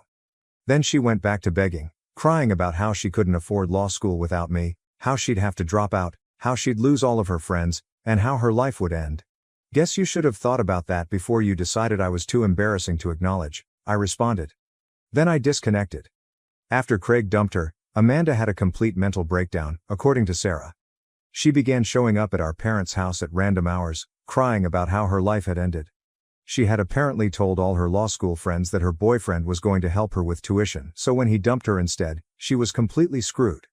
The deadline for the tuition payment was approaching, and she still hadn't figured out what to do. She tried applying for emergency loans, but guess what? Those take time to process, and she left it way too late. Plus, she'd need a cosigner, and our parents' credit is a mess. I wonder why they keep trying to live beyond their means. Sarah texted me. 911, Amanda just posted on Facebook that she's heading to your shop to make you face what you're doing to her. She appears unstable?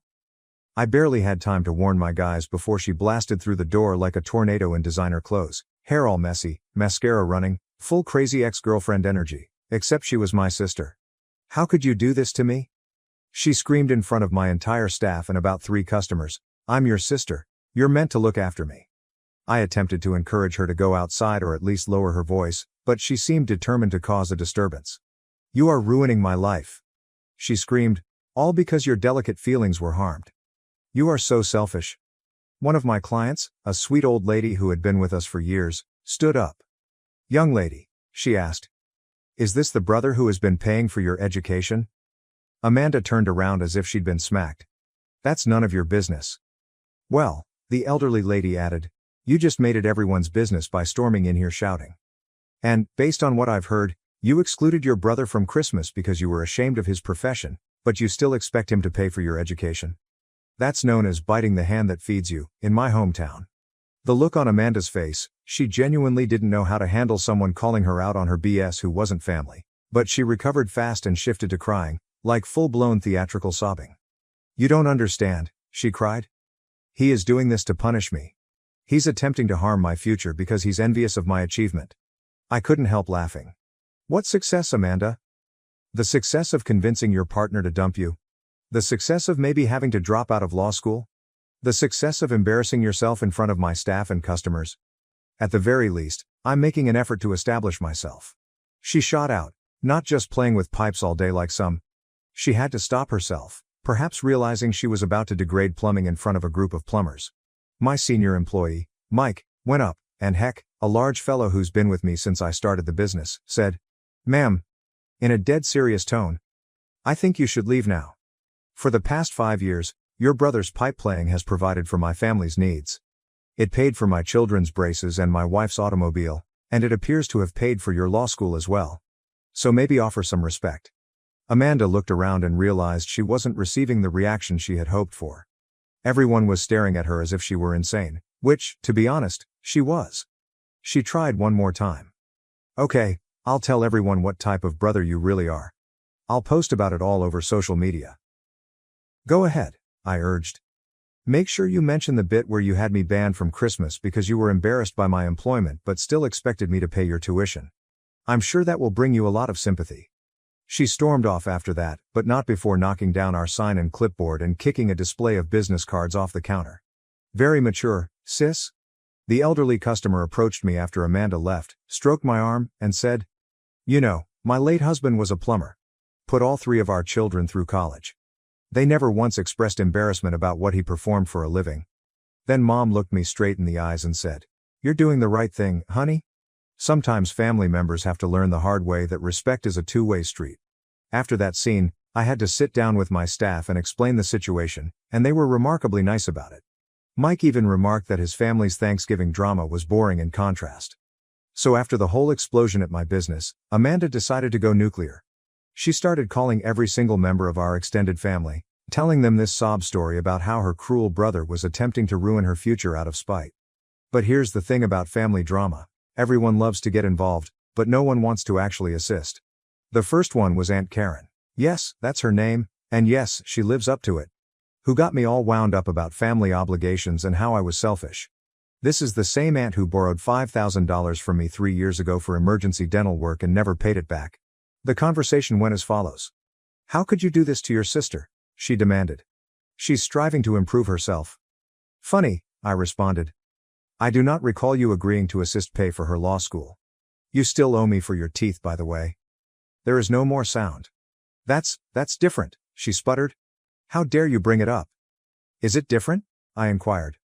"Because, from where I stand, this entire family enjoys talking about helping each other until it comes time to actually help. Then suddenly, everyone goes quiet." She hung up on me after that. I guess the reality hurts more than those teeth did. Then there was Uncle Steve, my father's brother. He's this wannabe big shot who's always boasting about his investment portfolio but never has money when the restaurant bill arrives, and he tried to lecture me about family investments. "Think of it as an investment in your sister's future," he told me. "When she's a successful lawyer, she'll be able to help you." I laughed so hard at it. "Can you help me?" She couldn't even bear to have me for Christmas dinner because I'm a plumber. "But, okay, tell me more about how she'll help me once she's successful." "Well," he said, "maybe you could help her finish school, and she could pay you back." "Great idea," I remarked. "Why don't you lend her the money then? You're always raving about your fantastic investments. Here's an opportunity to invest in my family." He suddenly had to leave. It's amazing how this keeps happening. The best part was that no one who called to guilt trip me offered to really help Amanda themselves. They all had opinions on what I should do with my money, but their own wallets remained firmly closed. I'm done with her, and I'll keep you all posted if anything occurs. Final update: my sister had me excluded from Christmas because I'm only a plumber, so I took away her law school funds. Hey everyone, I figured I'd post one last update because so many people have been messaging me asking what happened. I heard from a mutual friend that my sister showed up at her ex-boyfriend's house uninvited and tried to talk to Craig's parents. She told them this whole sob story about how she was about to lose everything and needed help, but she didn't mention hiding me because I'm a plumber. Craig was obviously present and gave them the complete truth, but his father, the judge, appeared to glance at her and say, "Young lady, if you're trying to be a lawyer, you should know that attempting to manipulate people by telling half-truths is not a good start to your career." In the end, she had to drop out of law school because she couldn't get private loans without a cosigner, and no one in the family was willing to cosign after what happened. When Grandma got involved and told them they should be ashamed of themselves, even my parents stopped asking for my help. Amanda is now working as a paralegal at a small law company. According to Sarah, she claims it is only temporary until she can return to law school, but we all know that is unlikely. As for me, business is stronger than ever, and I've actually grown to 2 more trucks and employed 4 new workers. I still meet up with Craig and his uncle Mike for beers on occasion, and it turns out we get along really well when there's no family turmoil involved. My parents tried to reconcile around Thanksgiving, but only because they needed help with their mortgage. I declined and told them that maybe they should ask their successful lawyer daughter for help. Oh wait, funny thing is, I actually feel better now that everything's out in the open. No more pretending, no more being the family ATM, no more walking on eggshells about my job, just me, my successful business, and my actual friends who don't give a can what I do for a living. Thank you for your support, Reddit. Sometimes you need strangers on the internet to confirm you're not insane for standing up for yourself. Edit. Holy, this blew out. Thanks for all the accolades, and to everyone who DM'd me about needing a plumber in my region. Sorry, I'm trying to remain anonymous here. Edit 2. To everyone who says I ruined my sister's life, she did it herself. I simply stopped paying it.